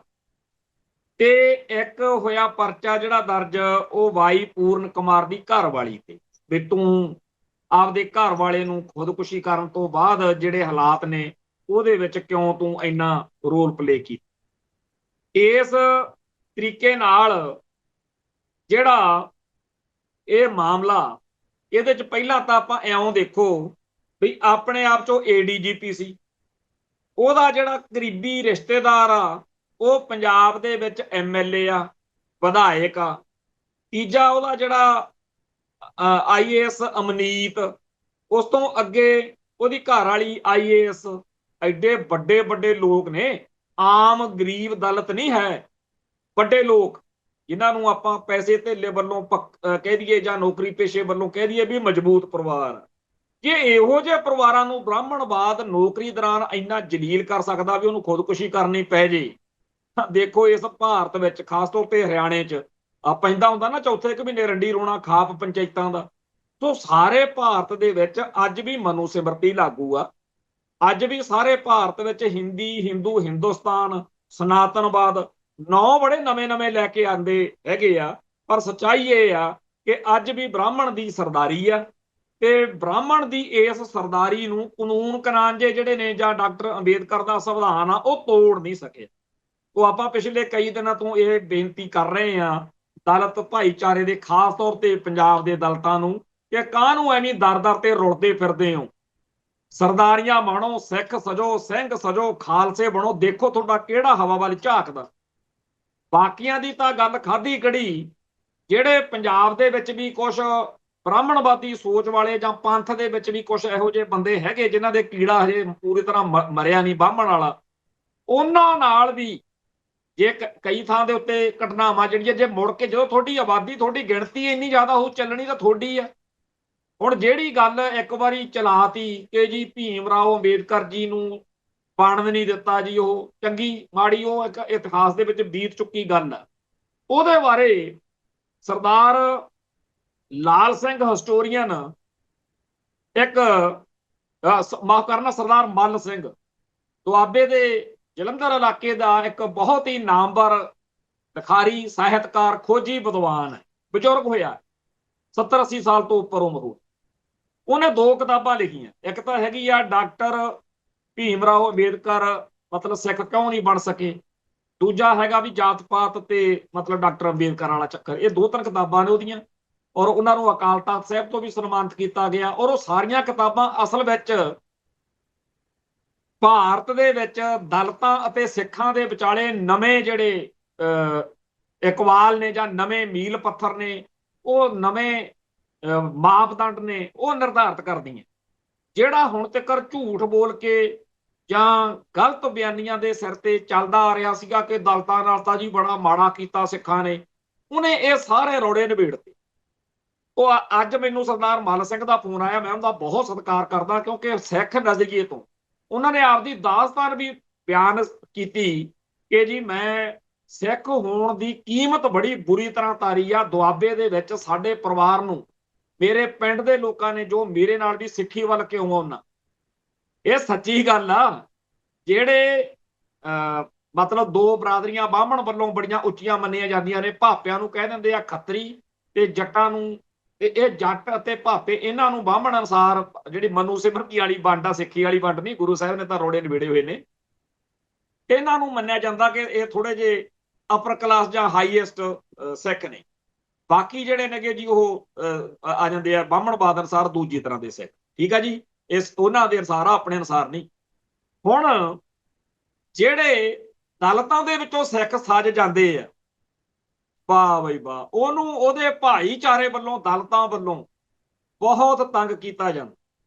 ਜੇ ਕਿਸੇ ਬਾਹਰ ਬੈਠੇ, ਅੰਦਰ ਬੈਠੇ ਭਰਾ ਨੂੰ ਵਹਿਮ ਹੋਵੇ, ਉਹ ਕਿਸੇ ਇਹੋ ਜਿਹੇ ਦਲਿਤਾਂ ਵਿੱਚੋਂ ਸਿੱਖ ਸਜੇ ਹੋਏ ਭਰਾ ਨਾਲ ਗੱਲ ਕਰਕੇ ਦੇਖੇ ਵੀ ਉਹਨੂੰ ਕੀ ਕੁਝ ਝੱਲਣਾ ਪੈਂਦਾ ਤੇ ਕੀ ਕੁਝ। ਇਹ ਨਹੀਂ ਕਿ ਜੱਟ ਸਿੱਖ ਜਾਂ ਭਾਪੇ ਸਿੱਖ ਜਾਂ ਕੋਈ ਅਪਰ ਕਾਸਟ ਵਾਲੇ ਸਿੱਖ ਕੋਈ ਕਰ ਰਹੇ ਆ, ਉਹਨਾਂ ਨੂੰ ਤੰਗ ਉਹਨਾਂ ਦੀ ਬਰਾਦਰੀ ਦੇ ਉਹ ਬੰਦੇ ਕਰ ਰਹੇ ਨੇ ਜਿਹੜੇ ਸਿੱਖ ਨਹੀਂ ਸਜੇ, ਜਲੀਲ ਕਰਦੇ। ਔਰ ਉਸ ਤਰੀਕੇ ਦੀਆਂ ਗੱਲਾਂ ਅੱਜ ਸਰਦਾਰ ਮੱਲ ਸਿੰਘ ਵੀ ਸੁਣਾਉਂਦੇ ਰਹੇ ਵੀ ਮੈਂ ਆਹ ਕੁਝ ਝੱਲਿਆ ਤੇ ਮੇਰਾ ਸਿੱਖੀ 'ਚ ਉਹਨਾਂ ਜ਼ਿਆਦਾ ਦ੍ਰਿੜਤਾ ਨਾਲ ਖੜਨ ਦਾ ਫਿਰ ਮਨ ਬਣਦਾ ਰਿਹਾ। ਉਪਰੰਤ ਜਿਹੜੀਆਂ ਕਿਤਾਬਾਂ ਲਿਖੀਆਂ, ਉਹਨਾਂ ਤੋਂ ਬੜੇ ਕੁਝ ਲੋਕ ਦੁਖੀ ਨੇ ਵੀ ਅਸੀਂ ਤਾਂ ਹੁਣ ਤੱਕ ਆਪਦੇ ਦਲਿਤ ਭਾਈਚਾਰੇ ਨੂੰ ਆਹੀ ਝੂਠ ਬੋਲ ਬੋਲ ਕੇ ਭੜਕਾਉਂਦੇ ਰਹੇ ਵੀ ਸਿੱਖ ਨਾ ਸਜੋ, ਇਹਨੇ ਰੌਲੇ ਨਿਬੇੜਤੇ ਤੇ ਹੁਣ ਅਸੀਂ ਕਿਹੜੇ ਮੂੰਹ ਨਾਲ ਕਵਾਂਗੇ। ਕਿਉਂਕਿ ਜਦੋਂ ਵੀ ਕਿਸੇ ਨਾਲ ਗੱਲ ਚੱਲਦੀ ਆ, ਮੈਂ ਉਹ ਕਿਤਾਬ ਦਾ ਹਵਾਲਾ ਜ਼ਰੂਰ ਦਿੰਦਾ, ਮੈਂ ਵੀ ਦਿੰਦਾ, ਸਾਰੇ ਹੀ ਦਿੰਦੇ, ਇਹ ਬਾਹਲੇ ਔਖੇ ਹੋ ਯਾਰ ਮੱਲ ਸਿੰਘ ਵਾਲੀਆਂ ਕਿਤਾਬਾਂ ਪੜ੍ਹ ਲਓ। ਤੋ ਕੁੱਲ ਮਿਲਾ ਕੇ ਅੱਜ ਦੀ ਤਰੀਕ ਵਿੱਚ, ਛੱਡੋ ਵੀ ਡਾਕਟਰ ਅੰਬੇਦਕਰ ਨੇ ਕੀ ਕਿਹਾ ਤੇ ਮਾਸਟਰ ਤਾਰਾ ਸਿੰਘ ਨੇ ਕੀ ਕਿਹਾ, ਅੱਜ ਤੁਹਾਨੂੰ ਕਿਹਨੇ ਡਾਂਗ ਰੱਖੀ ਹੋਈ ਆ ਵੀ ਤੁਹਾਨੂੰ ਸਿੱਖ ਨਹੀਂ ਸਜਣ ਦੇਣਾ। ਜਿਹਦਾ ਜੀ ਕਰਦਾ ਨੇੜਲੇ ਆਪਦੇ ਕਿਸੇ ਵੀ ਅੰਮ੍ਰਿਤ ਸੰਚਾਰ ਵਾਲੇ ਸਮਾਗਮ 'ਚ ਪਹੁੰਚੋ। ਤਖਤਾਂ ਦੇ ਉੱਤੇ ਸਾਡੇ ਜਿੰਨੇ ਤਖਤ ਸਾਹਿਬਾਨ ਨੇ ਉੱਥੇ ਅੰਮ੍ਰਿਤ ਸੰਚਾਰ ਹੁੰਦਾ। ਜੇ ਤੁਹਾਨੂੰ ਕਿਸੇ ਖਾਸ ਜੱਥੇ ਜਾਂ ਖਾਸ ਜਥੇਬੰਦੀ ਨਾਲ ਲਗਾਵ ਆ ਵੀ ਮੈਂ ਤਾਂ ਜੀ ਅਖੰਡ ਕੀਰਤਨੀ ਵਾਲਿਆਂ ਦਾ ਛਕਣਾ, ਮੈਂ ਤਾਂ ਜੀ ਟਕਸਾਲ ਤੋਂ ਛਕਣਾ, ਉਹ ਵੀ ਮੌਜਾਂ ਛਕੋ ਜਿੱਥੋਂ ਮਰਜ਼ੀ। ਪਰ ਜੇਕਰ ਤੁਹਾਨੂੰ ਹੈਗਾ ਵੀ ਮੈਂ ਤਾਂ ਜੀ ਅਕਾਲ ਤਖਤ ਸਾਹਿਬ ਨੂੰ ਸਿੱਖ ਰਹਿਤ ਮਰਿਆਦਾ ਨੂੰ ਤਰਜੀਹ ਦੇਣੀ ਆ, ਤਾਂ ਥਾਂ ਥਾਂ ਦੇ ਉੱਤੇ ਗੁਰਮਤ ਮਰਿਆਦਾ ਦ੍ਰਿੜ ਕਰਾ ਕੇ ਪੰਜ ਪਿਆਰੇ ਅੰਮ੍ਰਿਤ ਛਕਾਉਂਦੇ ਆ। ਅੰਮ੍ਰਿਤ ਛਕੋ, ਸਿੰਘ ਸਜੋ, ਸਿੱਖੀ ਦੀ ਚੜ੍ਹਦੀ ਕਲਾ ਕਰੋ। ਆਪਣੀ ਦਲਿਤ ਭਾਈਚਾਰੇ ਚੋਂ ਆਏ ਸਿੱਖਾਂ ਦੀ ਇੰਨੀ ਗਿਣਤੀ ਹੋਵੇ ਵੀ ਜਦੋਂ ਖਾਲਸੇ ਆਲਸਤਾਨ ਸਿਰਜਣ ਸਭ ਤੋਂ ਵੱਡੀ, ਸਭ ਤੋਂ ਭਰਪੂਰ ਆਵਾਜ਼ ਤੁਹਾਡੀ ਹੋਵੇ, ਇੰਨੀ ਸ਼ਾਨਦਾਰ ਤੁਹਾਡੀ ਗਿਣਤੀ ਹੋਵੇ। ਕਿਉਂਕਿ ਕਹਿੰਦੇ ਆ ਨਾ ਵੀ ਲੋਕਤੰਤਰ 'ਚ ਸਿਰਾਂ ਦੀ ਗਿਣਤੀ ਹੈ, ਤੇ ਫਿਰ ਭਾਈ ਆਪਦੀ ਗਿਣਤੀ ਵਧਾਓ। ਉਹ ਭਾਈ ਜਿਨ੍ਹਾਂ ਬਰਾਦਰੀਆਂ ਨੂੰ ਤੁਸੀਂ ਗਾਲਾਂ ਕੱਢਦੇ ਹੋ ਨਾਂ ਲੈ ਕੇ ਕਿ ਜੀ ਇਹਨਾਂ ਨੇ ਸਿੱਖੀ ਸਾਂਭਦੀ, ਉਹਨਾਂ ਨੇ ਸਾਂਭੀ, ਤਾਂ ਫਿਰ ਤੁਸੀਂ ਕਾਹਤੋਂ ਤਿਆਗੀ ਫਿਰਦੇ? ਸਿੱਖ ਸਜੋ, ਵੱਡੇ ਅਹੁਦੇ ਸਿੱਖੀ ਦੇ ਜਿੰਨੇ ਆ ਉਹ ਲਓ, ਨਹੀਂ ਤਾਂ ਆਹ ਦੇਖ ਲਓ ਕਿਸੇ ਚੀਫ ਜਸਟਿਸ ਆਫ ਇੰਡੀਆ ਦੇ 76 ਫਿਰ ਰਹੇ ਨੇ, ਕਿਸੇ ਏਡੀਜੀਪੀ ਨੂੰ ਖੁਦਕੁਸ਼ੀ ਕਰਨੀ ਪੈ ਰਹੀ ਆ, ਜੇ ਉਹਦੇ ਘਰ ਵਾਲੀ ਜਾਂ ਉਹਦੇ ਰਿਸ਼ਤੇਦਾਰੀ ਚੋਂ ਐਮਐਲਏ ਆਈਏਐਸ ਅਫਸਰ ਪੈਰਵਾਈ ਕਰਨ ਤੁਰਦੇ ਅਗਲੇ ਉਹਨਾਂ ਤੇ ਕੇਸ ਦਰਜ ਕਰਵਾਈ ਜਾਂਦੇ ਆ। ਤੇ ਇਹ ਜਿਹੜਾ ਹਿਸਾਬ ਕਿਤਾਬ ਚੱਲ ਰਿਹਾ ਇਹਦੇ ਵਿੱਚੋਂ ਕੱਲੀ ਸਿੱਖੀ ਬਚਾ ਸਕਦੀ ਆ। ਪਤਾ ਨਹੀਂ ਸਾਡੀਆਂ ਸ਼੍ਰੋਮਣੀ ਕਮੇਟੀ ਵਰਗੀਆਂ ਸੰਸਥਾਵਾਂ ਨੂੰ ਕੀ ਘੇਸੂ ਫਿਰਿਆ ਹੋਇਆ, ਨਹੀਂ ਤਾਂ ਜਿੰਨੇ ਕਿ ਇਹਨਾਂ ਦੇ ਪ੍ਰਚਾਰਕ ਆ ਉਹ ਸਾਰੇ ਭਾਰਤ ਵਿੱਚ ਥਾਂ ਥਾਂ ਦੇ ਉੱਤੇ ਝੰਡੇ ਗੱਡ ਦੇਣ, ਹਰੇਕ ਸੂਬੇ 'ਚ ਹਨੇਰੀ ਠਾਲੀ ਪਈ ਹੋਵੇ, ਉੱਥੋਂ ਦੀਆਂ ਸੂਬਾ ਸਰਕਾਰਾਂ ਮਿਹਨਤਾਂ ਕਰਨ ਕਿ ਯਾਰ ਸਾਡੇ ਤਾਂ ਸਾਰੇ ਸਿੱਖਾਂ ਨੂੰ, ਤੁਸੀਂ ਸਾਰੇ ਲੋਕਾਂ ਨੂੰ ਸਿੱਖ ਸਜਾਈ ਜਾਂਦੇ ਹੋ। ਕੰਮ ਉਲਟਾ ਹੋਇਆ ਪਿਆ। ਕੰਮ ਉਲਟਾ ਇਹ ਹੋਇਆ ਪਿਆ ਕਿ ਸਾਡੇ ਪੰਜਾਬ ਦੇ ਵਿੱਚੋਂ ਜਿਹੜੇ ਲੋਕਾਂ ਨੇ ਸਿੱਖ ਸਜਣਾ ਸੀ ਉਹਨਾਂ ਨੂੰ ਕੋਈ ਕਹਿੰਦਾ ਮੈਂ ਤੁਹਾਨੂੰ ਈਸਾਈ ਬਣਾ ਦਿੰਦਾ। ਅੱਜ ਗੁਰਦਾਸਪੁਰ ਦਾ ਰੌਲਾ ਪਿਆ ਹੋਇਆ ਵੀ ਉੱਥੇ ਉਹ ਲਾਉਂਦੇ ਫਿਰਦੇ ਆ ਜਿਹੜਾ ਸਲੀਬ ਦਾ ਨਿਸ਼ਾਨ ਹੁੰਦਾ, ਉੱਥੇ ਕ੍ਰਿਸਚੀਅਨ ਭਾਈਚਾਰਾ ਬਣ ਗਿਆ, ਕਿਤੇ ਕੋਈ ਸਾਧਾਂ ਦਾ ਚੇਲਾ ਬਣ ਗਿਆ। ਭਾਈ ਜਦੋਂ ਆਪਾਂ ਪ੍ਰਚਾਰ ਨਹੀਂ ਕਰਨਾ, ਆਪਾਂ ਜਦੋਂ ਗੱਲ ਨਹੀਂ ਪੂਰੀ ਉੱਪਰ ਦੀ ਕਰਨੀ, ਤੇ ਆਪਣੇ ਫਿਰ ਸਿਰ ਤੇ ਇਹ ਜ਼ਿੰਮੇਵਾਰੀ ਤਾਂ ਆਊਗੀ ਹੋਈ ਨਾ ਕਿ ਆਪਾਂ ਲੋਕਾਂ ਨੂੰ ਸਿੱਖੀ ਵੱਲ ਨਹੀਂ ਲੈ ਕੇ ਆ ਰਹੇ। ਉਹ ਵੇਲਾ ਹੋਰ ਸੀ ਜਦੋਂ ਆਪਾਂ ਸਮਝਦੇ ਸੀਗੇ ਕਿ ਗੁਣ ਦਾ ਗਾਹਕ ਆਪੇ ਚੱਲ ਕੇ ਆਊਗਾ। ਅੱਜ ਦੀ ਤਰੀਕ 'ਚ ਤਾਂ ਮਸ਼ਹੂਰੀਆਂ ਦਾ ਜ਼ਮਾਨਾ। ਅੱਜ ਤਾਂ ਸੋਸ਼ਲ ਮੀਡੀਆ ਉੱਤੇ ਪਾਓ ਕਿ ਸਿੱਖੀ ਕਿਵੇਂ ਮਹਾਨ। ਜੇ ਕਿਤੇ ਸ਼੍ਰੋਮਣੀ ਗੁਰਦੁਆਰਾ ਪ੍ਰਬੰਧਕ ਕਮੇਟੀ ਇੱਕ ਕੰਮ ਕਰੇ ਕਿ ਅਸੀਂ ਤੁਹਾਨੂੰ ਦਿੰਨੇ ਆ ਇੱਥੇ ਦਫ਼ਤਰ, ਤੁਸੀਂ ਸਿੱਖ ਇਤਿਹਾਸ ਤੇ ਸਿੱਖ ਫਲਸਫੇ ਦੇ ਹਜ਼ਾਰਾਂ ਮੁੰਡੇ ਕੁੜੀਆਂ ਯੰਗ ਉਮਰ ਦੇ, ਜਿਨ੍ਹਾਂ ਦੀ ਉਮਰ 20 ਤੋਂ 30 ਸਾਲ ਦੇ ਵਿਚਾਲੇ ਹੈ, ਕੋਈ ਗੁਰਮਤਿ ਕਾਲਜ ਪਟਿਆਲੇ ਤੋਂ ਐਮਏ ਕਰੀ ਫਿਰਦਾ ਹੈ ਗੁਰਮਤਿ ਦੀ, ਕੋਈ ਗੁਰੂ ਨਾਨਕ ਦੇਵ ਯੂਨੀਵਰਸਿਟੀ ਤੋਂ ਜਾਂ ਕਿਸੇ ਹੋਰ ਤੋਂ ਪੜ੍ਹਾਈ ਕਰਕੇ ਜਿਹੜੇ ਇਹ ਹਿਸਟਰੀ ਦੇ, ਸਿੱਖ ਇਤਿਹਾਸ ਦੇ ਬੜੇ ਗਿਆਨਵਾਨ ਨੇ, ਇਹਨਾਂ ਮੁੰਡੇ ਕੁੜੀਆਂ ਦਾ ਰੱਖੋ ਵੀ ਅਸੀਂ ਜੀ ਜਿਹੜਾ ਹੈਗਾ 500 ਮੁੰਡਾ ਕੁੜੀ ਭਰਤੀ ਕਰਨਾ, ਸਿੱਖ ਨੌਜਵਾਨ ਬੱਚੇ ਬੱਚੀਆਂ, ਉਹਨਾਂ ਨੂੰ ਕੰਪਿਊਟਰ ਦੇ ਦਿਓ, ਡਿਊਟੀ ਹੋਵੇ ਵੀ ਤੂੰ ਭਾਈ 8 ਘੰਟੇ ਇੱਕ ਟੀਮ ਬੈਠੂ, ਫਿਰ ਦੂਜੀ 24 ਘੰਟੇ ਚੱਲੇ। ਸੋਸ਼ਲ ਮੀਡੀਆ ਦੇ ਉੱਤੇ ਲਗਾਤਾਰ ਇਹੋ ਜਿਹੀਆਂ ਪੋਸਟਾਂ ਜਿਨ੍ਹਾਂ 'ਚ ਕਿਸੇ 'ਚ ਸਿੱਖ ਰਹਿਤ ਮਰਿਆਦਾ ਦੀ ਵਿਆਖਿਆ ਚੱਲ ਰਹੀ ਆ, ਕਿਸੇ 'ਚ ਸਿੱਖ ਇਤਿਹਾਸ ਚੱਲ ਰਿਹਾ, ਕਿਸੇ ਤੇ ਸ਼ੰਕੇ ਨਿਵਰਤ ਕੀਤੇ ਜਾ ਰਹੇ ਨੇ, ਕਿਸੇ ਅੰਗਰੇਜ਼ੀ 'ਚ ਚੱਲ ਰਿਹਾ, ਕਿਸੇ 'ਚ ਹੋਰ, ਜਿਹੜਾ ਕੋਈ ਦੂਜੀਆਂ ਬੋਲੀਆਂ 'ਚ ਗੱਲ ਕਰ ਸਕਦਾ ਹੋਵੇ ਉਹਨੂੰ ਵਿਸ਼ੇਸ਼ ਤਰਜੀਹ ਦੇਵੋ। ਪੰਜਾਬੀ, ਹਿੰਦੀ, ਅੰਗਰੇਜ਼ੀ ਸਭ ਬੋਲੀਆਂ ਦੇ ਵਿੱਚ ਚੱਕ ਦੋ ਫੱਟੇ, ਤੇ ਇਹ ਸਾਰੇ ਸਿਸਟਮ ਨੂੰ ਸੋਸ਼ਲ ਮੀਡੀਆ ਦੇ ਰਾਹੀਂ ਚਲਾਓ ਵੀ ਸਿੱਖ ਇਤਿਹਾਸ ਅਤੇ ਸਿੱਖ ਜਿਹੜੀ ਸਾਡੀ ਸਿੱਖ ਰਹਿਤ ਮਰਿਆਦਾ ਗੁਰਬਾਣੀ ਬਾਰੇ। ਇਹ ਕਿੱਡਾ ਔਖਾ ਕੰਮ। ਤੇ ਸਾਡੇ ਜਿਹੜੇ ਬਾਹਰਲੇ ਮੁਲਕਾਂ ਦੇ ਵਿੱਚ ਸਿੱਖ ਭਰਾ ਬੈਠੇ ਨੇ ਉਹਨਾਂ ਨੂੰ ਕਹਿ ਦੋ ਲੈ ਵੀ ਇੱਕ ਜਿਹੜਾ 8 ਘੰਟੇ ਜੌਬ ਕਰਦਾ ਬੱਚਾ, ਉਹਦੀ ਤਨਖਾਹ ਇੱਥੇ ਕਿੰਨੀ ਕੁ ਤਨਖਾਹ ਹੁੰਦੀ ਆ? 30 35 50 ਹਜ਼ਾਰ ਰੁਪਏ ਤਨਖਾਹ ਹੋਊਗੀ। ਉਹ ਬਾਹਰੋਂ ਕਿਸੇ ਦੀ ਵੀ ਡਿਊਟੀ ਲਾ ਦੋ ਵੀ ਇੱਕ ਸਿੱਖ ਨੌਜਵਾਨ ਦੀ ਤਨਖਾਹ ਤੈਅ ਦੇਣੀ ਹੈ। ਉਹ ਜਦੋਂ 500 ਬੱਚਾ ਲੱਗਿਆ ਹੋਊ, ਉਹ 500 ਪੋਸਟ ਨਹੀਂ ਹੋਣੀ, ਉਹ 500 ਨੂੰ ਸਾਡੇ ਵਰਗੇ ਸੋਸ਼ਲ ਮੀਡੀਆ ਤੇ ਘੁਮਾਈ ਜਾਣਗੇ, ਤੇ ਇੱਕ ਮਹੀਨੇ ਦੇ ਵਿੱਚ ਇਹ ਸੋਸ਼ਲ ਮੀਡੀਆ ਦੇ ਰਾਹੀਂ ਅਸੀਂ ਲੱਖਾਂ ਕਰੋੜਾਂ ਲੋਕਾਂ ਨੂੰ ਦੱਸ ਸਕਾਂਗੇ ਕਿ ਸਿੱਖ ਰਹਿਤ ਮਰਿਆਦਾ ਕੀ ਆ। ਗਿਆਨੀ ਗੁਰਬਖਸ਼ ਸਿੰਘ ਗੁਲਸ਼ਨ ਨੇ ਸਿੱਖ ਰਹਿਤ ਮਰਿਆਦਾ ਦੀ ਵਿਆਖਿਆ ਕੀਤੀ ਹੋਈ ਹੈ। ਮੈਂ ਹਜ਼ਾਰਾਂ ਮੁੰਡਿਆਂ ਕੁੜੀਆਂ ਨੂੰ ਉਹ ਕਿਤਾਬਾਂ ਆਪਦੇ ਹੱਥੀਂ ਦਿੱਤੀਆਂ ਹੋਣਗੀਆਂ, ਤੇ ਜਿਹੜਾ ਪੜ੍ਹ ਲੈਂਦਾ ਕਹਿੰਦਾ ਜੀ ਆਨੰਦ ਆ ਗਿਆ, ਮੈਨੂੰ ਆਹ ਕਲੀਅਰਿਟੀ ਨਹੀਂ ਸੀ ਆਉਣੀ, ਮੈਨੂੰ ਤਾਂ ਹੁਣ ਪਤਾ ਲੱਗਿਆ ਝੰਡੇ ਦੇ ਰੰਗਾਂ ਬਾਰੇ ਜਾਂ ਹੋਰ ਬਹੁਤ ਸਾਰੀਆਂ ਗੱਲਾਂ ਬਾਰੇ। ਕਈਆਂ ਦੇ ਵਿਚਾਰਾਂ ਦੇ ਨਿੱਕੇ ਨਿੱਕੇ ਸ਼ੰਕੇ ਹੁੰਦੇ ਆ, ਮਾਸ ਬਾਰੇ ਜਾਂ ਜਿਹੜੀਆਂ ਮਨੋਕਲਪਤ ਫੋਟੋਆਂ ਬਾਰੇ, ਉਹ ਸ਼ੰਕੇ ਨਿਵਰਤ ਹੋ ਜਾਂਦੇ ਆ। ਇੱਕ ਕਿਤਾਬ ਜਸਵੰਤ ਸਿੰਘ ਨੇਕੀ ਜੀ ਦੀ ਆ ਅਰਦਾਸ, ਇੱਕ ਰਘਵੀਰ ਸਿੰਘ ਬੀਰ ਦੀ ਕਿਤਾਬ ਆ ਅਰਦਾਸ ਸ਼ਕਤੀ, ਅਰਦਾਸ ਦੀ ਸ਼ਕਤੀ ਬਾਰੇ। ਰਮਜੀ ਕਹਾਣੀਆਂ ਤੇ ਆਪਣੇ ਚਲੋ ਕਈ ਭਾਈ ਸਰਦਾਰ ਹਰਿੰਦਰ ਸਿੰਘ ਮਹਿਬੂਬ ਦੀਆਂ ਕਿਤਾਬਾਂ ਦੇ ਬੜੇ ਫੈਨ ਮੁੰਡੇ ਕੁੜੀਆਂ ਮਿਲ ਜਾਂਦੇ ਆ। ਸੋ ਜਿਹੜਾ ਅੱਜ ਦਾ ਦੌਰ ਆ ਉਹਦੇ ਵਿੱਚ ਸਾਨੂੰ ਫਰਜ਼ ਨਿਭਾਉਣੇ ਪੈਣਗੇ, ਇਕੱਲੇ ਲਲਕਾਰੇ ਮਾਰ ਕੇ ਗੱਲ ਨਹੀਂ ਸਰਨੀ ਤੇ ਇਹ ਵੀ ਸੋਚੀ ਜਾਣਾ ਕਿ ਬਾਦਲ ਕੇ ਬੈਠੇ ਆ ਜੀ, ਇਉਂ ਵੀ ਨਹੀਂ ਗੱਲ ਚੱਲਣੀ।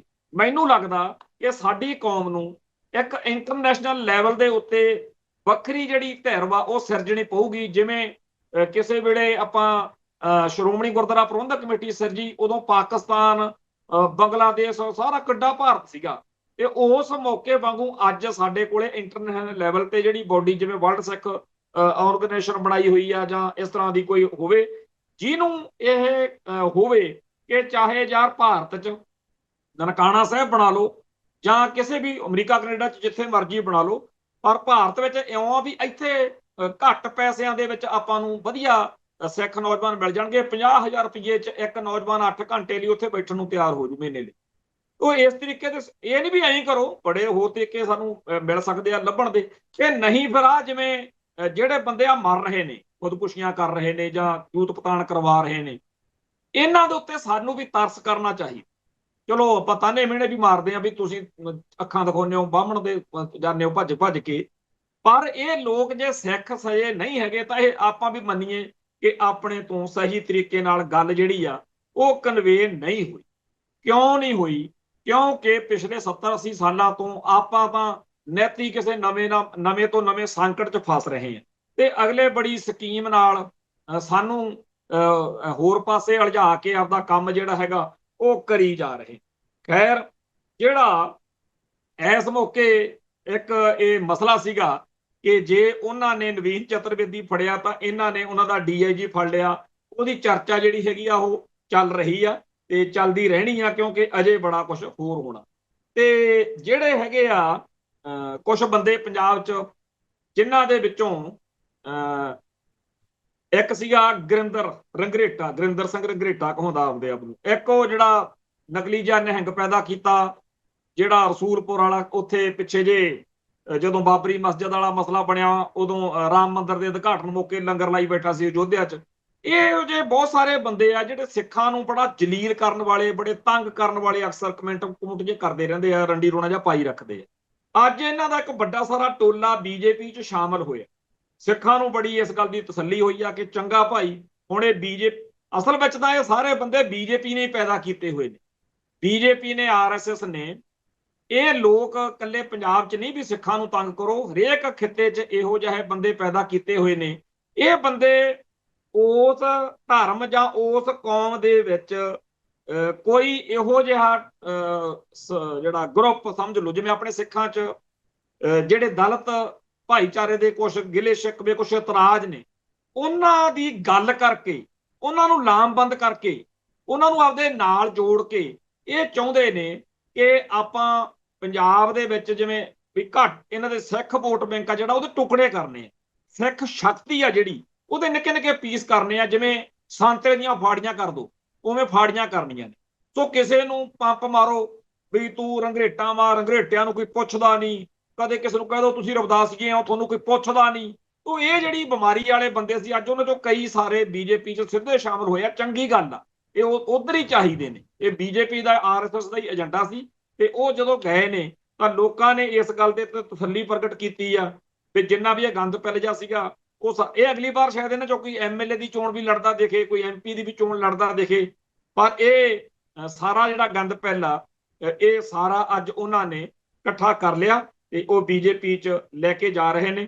ਅੱਜ ਦਾ ਜਿਹੜਾ ਦਿਨ ਵਾ ਉਹ ਸਾਡੇ ਇਤਿਹਾਸ ਦੇ ਵਿੱਚ ਇਸ ਗੱਲ ਲਈ ਵੀ ਅਹਿਮ ਆ ਕਿ 20 ਸਤੰਬਰ 1981 ਨੂੰ ਸੰਤ ਜਰਨੈਲ ਸਿੰਘ ਜੀ ਖਾਲਸਾ ਭਿੰਡਰਾਂਵਾਲੇ ਜਿਹੜੇ ਆ ਉਹ ਅਰੈਸਟ ਹੋਏ ਸੀ ਤੇ 15 ਅਕਤੂਬਰ 1981 ਨੂੰ ਜਿਹੜਾ ਸੀਗਾ ਉਹਨਾਂ ਨੂੰ ਰਿਲੀਜ਼ ਕੀਤਾ ਗਿਆ ਸੀ ਜੇਲ੍ਹ ਚੋਂ। ਤੋ ਜਿਹੜਾ ਉਸ ਮੌਕੇ ਲਾਲਾ ਜਗਤ ਨਾਰਾਇਣ ਦਾ ਕਾਂਡ ਵਾਪਰਿਆ ਸੀ ਤੇ ਸੰਤਾਂ ਨੂੰ ਉਸ ਕੇਸ ਵਿੱਚ ਫਸਾਇਆ ਤੇ ਸੰਤਾਂ ਜੀ ਦੀ ਗ੍ਰਿਫਤਾਰੀ ਤੋਂ ਬਾਅਦ ਬਹੁਤ ਸਿੱਖਾਂ ਨੇ ਰੋਸ ਜਿਹੜਾ ਸੀਗਾ ਕੀਤਾ, ਬੜਾ ਕੁਝ ਵਾਪਰਿਆ, ਆਪਾਂ ਰੋਜ਼ ਉਹਦੀ ਗੱਲ ਕਰਦੇ ਰਹਿੰਦੇ ਹਾਂ।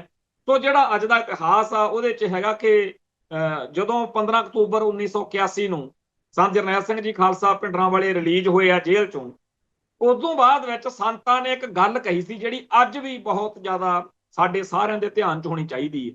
ਸੰਤ ਕਹਿੰਦੇ ਸੀ ਜੇ ਤਾਂ ਮੈਂ ਦੋਸ਼ੀ ਆ ਤਾਂ ਮੈਨੂੰ ਛੱਡਿਆ ਕਾਹਤੋਂ ਆ, ਹੁਣ ਕਹਿੰਦੇ ਤੇਰੀ ਲੋੜ ਹੀ ਨਹੀਂ, ਤੂੰ ਚੱਲ ਘਰ ਨੂੰ। ਤੇ ਜੇ ਮੈਂ ਬੇਦੋਸ਼ਾ ਸੀ ਫਿਰ ਮੈਨੂੰ ਫੜਿਆ ਕਾਹਤੋਂ, ਇਹ ਕੀ ਹੋਇਆ ਵੀ ਜਦੋਂ ਤੁਹਾਡਾ ਜੀ ਕਰਦਾ ਜਿਹਨੂੰ ਮਰਜ਼ੀ ਫੜ ਲਓ। ਸੋ ਇਹ ਜਿਹੜਾ ਸਵਾਲ ਆ ਅੱਜ ਵੀ ਰੈਲੇਵੈਂਟ ਹੈ। ਭਾਰਤੀ ਸਟੇਟ ਕਿਸੇ ਵੀ ਇੱਜ਼ਤਦਾਰ ਸਿੱਖ ਨੂੰ ਜਦੋਂ ਜੀ ਕਰਦਾ ਫੜ ਲੈਂਦੀ ਹੈ, ਜਦੋਂ ਜੀ ਕਰਦਾ ਛੱਡ ਦਿੰਦੀ ਹੈ। ਜਿਵੇਂ ਮੈਂ ਜਦੋਂ ਜੇਲ੍ਹ 'ਚ ਗਿਆ, ਮੈਂ ਉੱਥੇ ਦੇਖਿਆ ਵੀ ਮਤਲਬ ਕਿ ਹਰੇਕ ਸਿੱਖ ਜਿਹੜਾ ਸੀ ਉਹ ਇਹ ਦਾਅਵਾ ਕਰਦਾ ਸੀ ਕਿ ਮੇਰੇ ਨਾਲ ਧੱਕਾ ਹੋਇਆ। ਮੇਰੇ ਨਾਲ ਖੁਦ ਨਾ ਹੋਇਆ ਸੀ, ਝੂਠਾ ਸੀ ਕੇਸ ਬਣਾਇਆ, ਤੇ ਮੈਨੂੰ ਵੀ ਲੱਗਦਾ ਸੀਗਾ ਕਿ ਤੇ ਇਹ ਉਹਨਾਂ ਦਾ ਇਹੀ ਸਟਾਈਲ ਆ ਕਿ ਸਿੱਖਾਂ ਨੂੰ ਡੀਮੋਰਲਾਈਜ਼ ਕਰਨ ਲਈ ਕਿ ਨਹੀਂ ਫਿਰ ਕੇਸ ਪਾ ਕੇ ਜੇਲ੍ਹ ਭੇਜ ਦਿਆਂਗੇ, ਸ਼ੁਕਰ ਕਰ ਤੇਰਾ ਝੂਠਾ ਮੁਕਾਬਲਾ ਨਹੀਂ ਬਣਿਆ, ਅਸੀਂ ਤਾਂ ਝੂਠੇ ਮੁਕਾਬਲੇ ਵੀ ਬਣਾ ਦਿੰਦੇ ਆ। ਸੋ ਸਿੱਖਾਂ ਨੂੰ ਟੈਰਰਾਈਜ਼ ਕਰਨ ਲਈ, ਸਿੱਖਾਂ ਨੂੰ ਦਹਿਸ਼ਤ ਜ਼ਿਆਦਾ ਕਰਨ ਲਈ, ਸਿੱਖਾਂ ਨੂੰ ਡਰਾਈ ਰੱਖਣ ਦੇ ਲਈ ਜਿਹੜੀ ਖੇਡ ਖੇਡੀ ਜਾ ਰਹੀ ਆ, ਉਹਦੇ ਤਹਿਤ ਹੀ ਇਹ ਸਾਰੀ ਖੇਡ ਚੱਲ ਰਹੀ ਆ। ਜਦੋਂ ਬਾਬਾ ਜਰਨੈਲ ਸਿੰਘ ਜੀ ਖਾਲਸਾ ਭਿੰਡਰਾਂ ਵਾਲਿਆਂ ਨੂੰ ਹੱਥ ਪਾਇਆ ਗਿਆ ਤੇ ਜਦੋਂ ਬਾਅਦ ਚ ਪੰਥ ਨੇ ਆਪਣਾ ਜਲਵਾ ਦਿਖਾਇਆ, ਉਹਨਾਂ ਨੂੰ ਛੱਡਣਾ ਪਿਆ, ਤੇ ਜਿਹੜੇ ਬਚਨ ਮਹਾਂਪੁਰਸ਼ਾਂ ਨੇ ਬੋਲੇ ਸੀ ਉਹ ਹਰ ਸਿੱਖ ਨੂੰ ਸਦਾ ਚੇਤੇ ਰੱਖਣੇ ਚਾਹੀਦੇ ਨੇ। ਅੱਜ ਦੇ ਇਤਿਹਾਸ ਦੀ ਇੱਕ ਹੋਰ ਗੱਲ ਆ ਕਿ 16 ਅਕਤੂਬਰ 2015 ਨੂੰ ਡੇਰਾ ਸੌਦਾ ਸਾਧ ਨੂੰ ਜਿਹੜੀ ਮਾਫੀ ਦਿੱਤੀ ਸੀਗੀ ਬਾਦਲਕਿਆਂ ਨੇ, ਉਹ ਅੱਜ ਦੇ ਦਿਨ ਫਿਰ ਰੱਦ ਕਰਨੀ ਪਈ ਸੀ ਜਦੋਂ ਖਾਲਸਾ ਪੰਥ ਨੇ ਆਪਦਾ ਜਲਵਾ ਦਿਖਾਇਆ ਸੀ।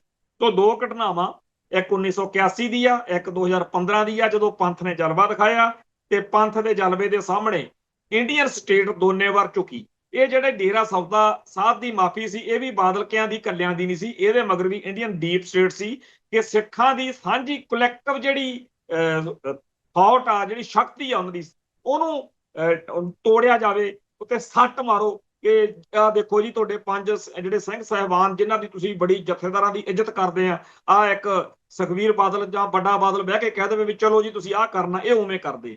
ਪਰ ਖਾਲਸਾ ਪੰਥ ਨੇ ਇਹੋ ਜਿਹੇ ਮੈਂ ਸਭ ਤੋਂ ਵਧੀਆ ਅੱਜ ਦੇ ਦੌਰ 'ਚ ਜੇ ਕੋਈ ਗੱਲ ਮੰਨਦਾ ਉਹ ਇਹ ਆ ਕਿ ਇੰਡੀਅਨ ਸਟੇਟ ਨੇ ਤੇ ਸਾਡੀ ਕੌਮ ਦੇ ਗਦਾਰਾਂ ਨੇ ਕੋਈ ਕਸਰ ਨਹੀਂ ਛੱਡੀ ਹੋਈ।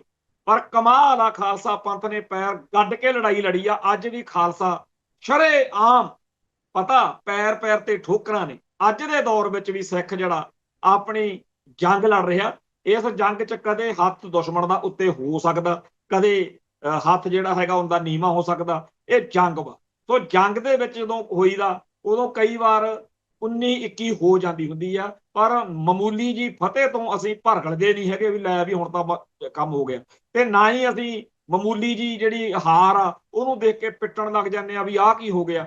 ਸੋ ਇਸ ਮਾਹੌਲ ਦੇ ਵਿੱਚ ਅੱਜ ਜਦੋਂ ਇੰਡੀਅਨ ਸਟੇਟ ਜਿਹੜੀ ਆ ਉਹ ਪੱਤੇ ਖੇਡਦੀ ਫਿਰਦੀ ਹੈ, ਤੁਹਾਡੇ ਸਾਹਮਣੇ ਆ ਤਾਲਬਾਨਾਂ ਨਾਲ ਜਿਹੜਾ ਉਹਨਾਂ ਨੇ ਇਹਨਾਂ ਦਿਨਾਂ 'ਚ ਪਿਆਰ ਬਣਾਇਆ, ਭਾਵੇਂ ਉਹਦੇ ਆਪਦੇ ਤੌਰ ਤੇ ਮੋਦੀ ਸਰਕਾਰ, ਬੀਜੇਪੀ, ਭਗਵਾ ਬ੍ਰਿਗੇਡ ਜੋ ਮਰਜ਼ੀ ਸਪਸ਼ਟੀਕਰਨ ਦਿੰਦਾ ਫਿਰੇ, ਪਰ ਪਿਛਲੇ ਇੱਕ ਹਫ਼ਤੇ ਤੋਂ ਜੋ ਕੁੱਤੇ ਖਾਣੀ ਹੋ ਰਹੀ ਆ, ਲੋਕ ਮਖੌਲਾਂ ਕਰਦੇ ਆ ਬਈ ਕਮਾਲ ਦੀ ਗੱਲ ਆ।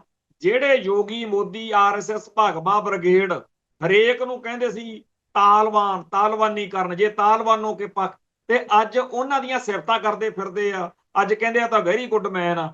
ਅੱਜ ਇੱਕ ਸੋਸ਼ਲ ਮੀਡੀਆ ਤੇ ਪੋਸਟ ਕਿਤੇ ਆ ਗਈ 15 ਕੁ ਦਿਨ ਪਹਿਲਾਂ ਕਿਸੇ ਬੰਦੇ ਦੀ ਘੁੰਮ ਕੇ, ਉਹਦੇ ਉੱਤੇ ਉਹੀ ਟੀਮ ਜਿਹੜੀ ਸੀ ਪਹਿਲਾਂ ਭੰਡਣ ਤੇ ਸੀ, ਕਿਉਂਕਿ ਜਿਹੜੇ ਆਈਟੀ ਸੈੱਲ ਬਣਾਏ ਹੁੰਦੇ ਆ ਉਹ ਆ ਤਾਲਬਾਨ ਬਹੁਤ ਮਾੜੇ ਆ, ਤੇ ਮੁੜ ਕੇ ਅੱਜ ਉਹਨਾਂ ਨੂੰ ਚੰਗਾ ਕਹਿਣਾ ਪੈ ਰਿਹਾ। ਲੋਕ ਉਹਨਾਂ ਨੂੰ ਫਿਰ ਜਲੂਸ ਕੱਢ ਰਹੇ ਨੇ ਵੀ ਸ਼ਰਮ ਕਰੋ, ਤੁਹਾਡਾ ਕੋਈ ਦੀਨ ਧਰਮ ਹੈ। ਹੁਣ ਇਸ ਗੱਲ ਤੋਂ ਆਪਾਂ ਆ ਜਾਓ ਅਕਲ ਵਾਲੇ ਪਾਸੇ। ਭਾਈ, ਕੌਮਾਂ ਦੇ ਪੱਕੇ ਦੋਸਤ ਜਾਂ ਪੱਕੇ ਦੁਸ਼ਮਣ ਨਹੀਂ ਹੁੰਦੇ, ਕੌਮਾਂ ਦੇ ਹਿੱਤ ਹੁੰਦੇ ਆ। ਐਵੇਂ 24 ਘੰਟੇ ਪਿੱਟੀ ਜਾਣਾ ਕਿ ਜੀ ਐ ਹੋ ਗਿਆ, ਐ ਨਹੀਂ ਹੋਣਾ ਚਾਹੀਦਾ ਸੀ, ਇਹਦੇ ਨਾਲ ਗੱਲ ਨਹੀਂ ਬਣਨੀ। ਸਾਡੀ ਕੌਮ ਨੂੰ ਇੱਕ ਵਿਜ਼ਨ, ਇੱਕ ਨਜ਼ਰੀਆ ਇਹ ਰੱਖਣਾ ਚਾਹੀਦਾ ਕਿ ਜਿਹੜੀ ਗੱਲ ਨਾਲ ਸਾਡੀ ਕੌਮ ਦੇ ਹਿੱਤ ਸੰਵਰਦੇ ਹੋਣ ਉਹ ਠੀਕ ਆ। ਜਿੰਨਾ ਟਾਈਮ ਸਾਨੂੰ ਉਹ ਗੱਲ ਲਾਹਾ ਦਿੰਦੀ ਆ ਓਨੇ ਟਾਈਮ ਲਈ, ਸਦਾ ਲਈ ਨਹੀਂ। ਜਦੋਂ ਹੀ ਉਹ ਗੱਲ ਸਾਨੂੰ ਨੁਕਸਾਨ ਦੇਣ ਲੱਗੇ ਉਹਨੂੰ ਤਿਆਗਣ 'ਚ ਭਲਾਈ ਆ। ਮੈਂ ਇੱਕ ਨਿੱਕੀ ਜੀ ਗੱਲ ਕਰਕੇ ਇਸ ਗੱਲ ਤੇ ਥੋੜੀ ਜਿਹੀ ਸਪਸ਼ਟਤਾ ਦੇਣੀ ਚਾਹੂੰਗਾ। ਖਾੜਕੂ ਸੰਘਰਸ਼ ਦੇ ਦਿਨਾਂ 'ਚ ਇੱਕ ਸਮਾਜ ਸੁਧਾਰ ਲਹਿਰ ਆਈ ਸੀ, ਪੰਜਾਬੀ ਲਾਗੂ ਕਰੋ ਤੇ ਆਹ ਨਾ ਕਰੋ, ਉਹ ਨਾ ਕਰੋ, ਸਕੂਲਾਂ ਦੇ ਵਿੱਚ ਜਨ ਗਣ ਮਨ, ਖਾਲਸਾਈ ਵਰਦੀ ਪਾਓ, ਬਹੁਤ ਕੁਛ ਉਹਨਾਂ ਦਿਨਾਂ 'ਚ ਆਇਆ। ਬਹੁਤ ਵਧੀਆ ਚੱਲਿਆ। ਮਹੀਨੇ ਕੁ ਬਾਅਦ ਦੇਖਿਆ ਹੇਠਾਂ ਤੋਂ ਰਿਪੋਰਟਾਂ ਆਉਣ ਲੱਗੀਆਂ ਬਈ ਜਿਹੜੇ ਕਈ ਹੋਸ਼ੇ ਬੰਦੇ ਨੇ ਉਹ ਇਸ ਸਮਾਜ ਸੁਧਾਰ ਲਹਿਰ ਦੇ ਬਹਾਨੇ ਕਈ ਕਹਿੰਦੇ ਕਹਾਉਂਦੇ ਗੁਰਸਿੱਖਾਂ ਨੂੰ ਜਾਂ ਆਮ ਲੋਕਾਂ ਨੂੰ ਜਲੀਲ ਕਰਨ ਲੱਗੇ ਪਏ। ਇਹ ਠੀਕ ਆ ਕਿ ਘੱਟ ਖਰਚੇ ਕਰ ਲਈ ਆਪਾਂ ਬਰਾਤਾਂ ਘੱਟ ਲੈ ਕੇ ਜਾਓ, ਪਰ ਬਰਾਤ ਨੂੰ ਛੱਪੜ 'ਚ ਵਾੜ ਦੇਣਾ ਜਾਂ ਕਹਿਣਾ ਚੱਲ ਝੋਨਾ ਗੁੱਡ ਤੇ ਫਲਾਨਾ, ਇਹ ਚੀਜ਼ ਇਹ ਥੋੜਾ ਜਿਹਾ ਸਮਾਂ ਹੋਰ ਦਿੱਤਾ ਗਿਆ ਵੀ ਚਲੋ ਵਾਰਨਿੰਗ ਦਿੱਤੀ ਗਈ ਭਾਈ ਸਹੀ ਤਰੀਕੇ ਨਾਲ ਪ੍ਰੇਰਨਾ ਨਾਲ। ਇਹ ਪੰਜਾਬ ਆ, ਇਹ ਅਣਖ ਗੈਰਤ ਵਾਲਿਆਂ ਦਾ ਖਿੱਤਾ। ਇੱਥੇ ਤੁਸੀਂ ਧੱਕੇ ਨਾਲ ਬੰਨ ਕੇ ਕਿਸੇ ਨੂੰ ਖੀਰ ਨਹੀਂ ਖਵਾ ਸਕਦੇ। ਆਪਾਂ ਚਾਹੁੰਦੇ ਆ ਸਮਾਜ ਸੁਧਾਰ ਹੋਵੇ ਪਰ ਕੋਈ ਸਲੀਕੇ ਨਾਲ। ਅਖੀਰ ਜਦੋਂ ਨਾ ਗੱਲ ਟਲੀ ਤਾਂ 4 ਜੁਝਾਰੂ ਸਿੱਖ ਜਥੇਬੰਦੀਆਂ ਦੇ ਵੱਲੋਂ ਭਾਈ ਦਲਜੀਤ ਸਿੰਘ ਬਿੱਟੂਵਾਲੀ ਫੈਡਰੇਸ਼ਨ ਦੇ ਵੱਲੋਂ ਸਮਾਜ ਸੁਧਾਰ ਲਹਿਰ ਦੇ ਬਾਰੇ ਇੱਕ ਨਵਾਂ ਬਿਆਨ ਆਇਆ ਕਿ ਅਸੀਂ ਇਹਨੂੰ ਰੱਦ ਕਰਦੇ ਹਾਂ। ਹੁਣ ਇਸ ਲਹਿਰ ਦਾ, ਸਮਾਜ ਸੁਧਾਰ ਲਹਿਰ ਦਾ ਫਾਇਦਾ ਜਿਹੜਾ ਹੋਣਾ ਸੀ ਉਹ ਹੋਇਆ, ਹੁਣ ਇਹ ਨੁਕਸਾਨ ਕਰਨ ਲੱਗ ਪਈ। ਬਹੁਤ ਸਾਰੇ ਥਾਵਾਂ ਤੇ ਸਾਡੇ ਬੰਦੇ ਇਸ ਸਮਾਜ ਸੁਧਾਰ ਲਹਿਰ ਤੋਂ ਇਫੈਕਟਡ ਹੋ ਰਿਹਾ, ਪ੍ਰਭਾਵਿਤ ਹੋ ਰਿਹਾ, ਨੈਗੇਟਿਵ ਅਸਰ ਹੋ ਰਿਹਾ। ਇਵੇਂ ਹੀ ਸਾਨੂੰ ਹਰ ਵੇਲੇ ਚੱਲਣਾ ਚਾਹੀਦਾ। ਕੋਈ ਵੀ ਵਿਅਕਤੀ, ਕੋਈ ਵੀ ਮੁਲਕ, ਕੋਈ ਵੀ ਵਿਚਾਰ, ਕੋਈ ਵੀ ਵਰਤਾਰਾ ਜਿੰਨਾ ਟਾਈਮ ਸਾਨੂੰ ਲਾਹਾ ਦਿੰਦਾ ਉਹਨਾਂ ਟਾਈਮ ਓਕੇ। ਜਦੋਂ ਵੀ ਉਹ ਸਾਡੇ ਉਲਟ ਚੱਲੇ ਉਹਦੇ ਖਿਲਾਫ ਬੋਲਣ ਲੱਗਿਆ, ਉਹਦੇ ਤੋਂ ਖਹਿੜਾ ਛਡਾਉਣ ਲੱਗਿਆ, ਸਕਿੰਟ ਮਿੰਟ ਲਾਓ ਜਾਣੀ। ਕਿਉਂਕਿ ਇੰਡੀਅਨ ਸਿਸਟਮ ਦੇ ਬਾਰੇ ਤੁਸੀਂ ਸੋਚੋ ਉਹ ਕਿਵੇਂ ਚੱਲਦੇ ਆ। ਤੁਹਾਨੂੰ ਪਤਾ ਜਦੋਂ ਆਹ ਪਿੱਛੇ ਜੇ ਇੰਡੋ ਪਾਕ ਵਾਰ ਦਾ ਚੱਲਿਆ 4-5 ਦਿਨ ਸ਼ੋਸ਼ਾ ਜਿਹਾ ਡਰਾਮਾ ਚੱਲਿਆ, ਉਹਨਾਂ ਦਿਨਾਂ ਦੇ ਵਿੱਚ ਕਰਨਲ ਸੋਫੀਆ ਨੂੰ ਜਿਹੜੀ ਇਹਨਾਂ ਨੇ 3-4 ਉਹ ਮੂਹਰੇ ਕੀਤੇ ਸੀ ਅਫਸਰ, ਉਹਨਾਂ ਚੋਂ ਇੱਕ ਕਰਨਲ ਸੋਫੀਆ ਸੀ। ਉਹਨੂੰ ਕਿਹਾ ਸੀ ਇੱਕ ਲੀਡਰ ਨੇ ਆਤੰਕੀਆਂ ਕੀ ਬਹਿਨ ਹੈ। ਤੇ ਇਹ ਮਾਮਲਾ ਜਦੋਂ ਬੀਜੇਪੀ ਦੇ ਇਸ ਮੰਤਰੀ ਦਾ ਅਦਾਲਤ ਵਿੱਚ ਗਿਆ ਤਾਂ ਇੱਕ ਜੱਜ ਸੀ ਸ਼੍ਰੀਧਰਨ ਜੱਜ ਨੇ FIR ਦਰਜ ਕਰਕੇ ਉਸ ਬੀਜੇਪੀ ਦੇ ਮੰਤਰੀ ਦੇ ਖਿਲਾਫ ਕਾਰਵਾਈ ਕਰਨ ਦਾ ਹੁਕਮ ਦੇ। ਤੇ ਤੁਸੀਂ ਦੇਖੋ ਬਈ ਉਸ ਜੱਜ ਨੂੰ ਟ੍ਰਾਂਸਫਰ ਕਰ। ਦੇਖੋ ਬੀਜੇਪੀ ਦਾ, RSS ਦਾ, ਬ੍ਰਾਹਮਣਵਾਦ ਦਾ, ਹਿੰਦੂਤਵ ਦਾ ਦਿਮਾਗ ਦੇਖੋ ਕਿੰਨਾ। ਉਹ ਕਹਿੰਦੇ ਆ ਵੀ ਕਰਨਲ ਸੋਫੀਆ ਨੂੰ ਅਸੀਂ ਸ਼ੋਕੇਸ ਵਿੱਚ ਰੱਖ ਕੇ ਵਰਤਣਾ ਜ਼ਰੂਰ ਸੀ, ਪਰ ਜੇ ਕਿਸੇ ਸਾਡੇ ਬੰਦੇ ਨੇ ਉਹਨੂੰ ਕਹਿਤਾ ਵੀ ਆਤੰਕੀਆਂ ਕੀ ਬਹਿਨ ਹੈ ਤੇ ਤੂੰ ਕਿੱਧਰਲਾ ਜੱਜ ਹੋਇਆ, ਤੂੰ ਚੱਕ ਕੇ ਕਾਹਦਾ ਜੱਜ ਆ ਤੂੰ।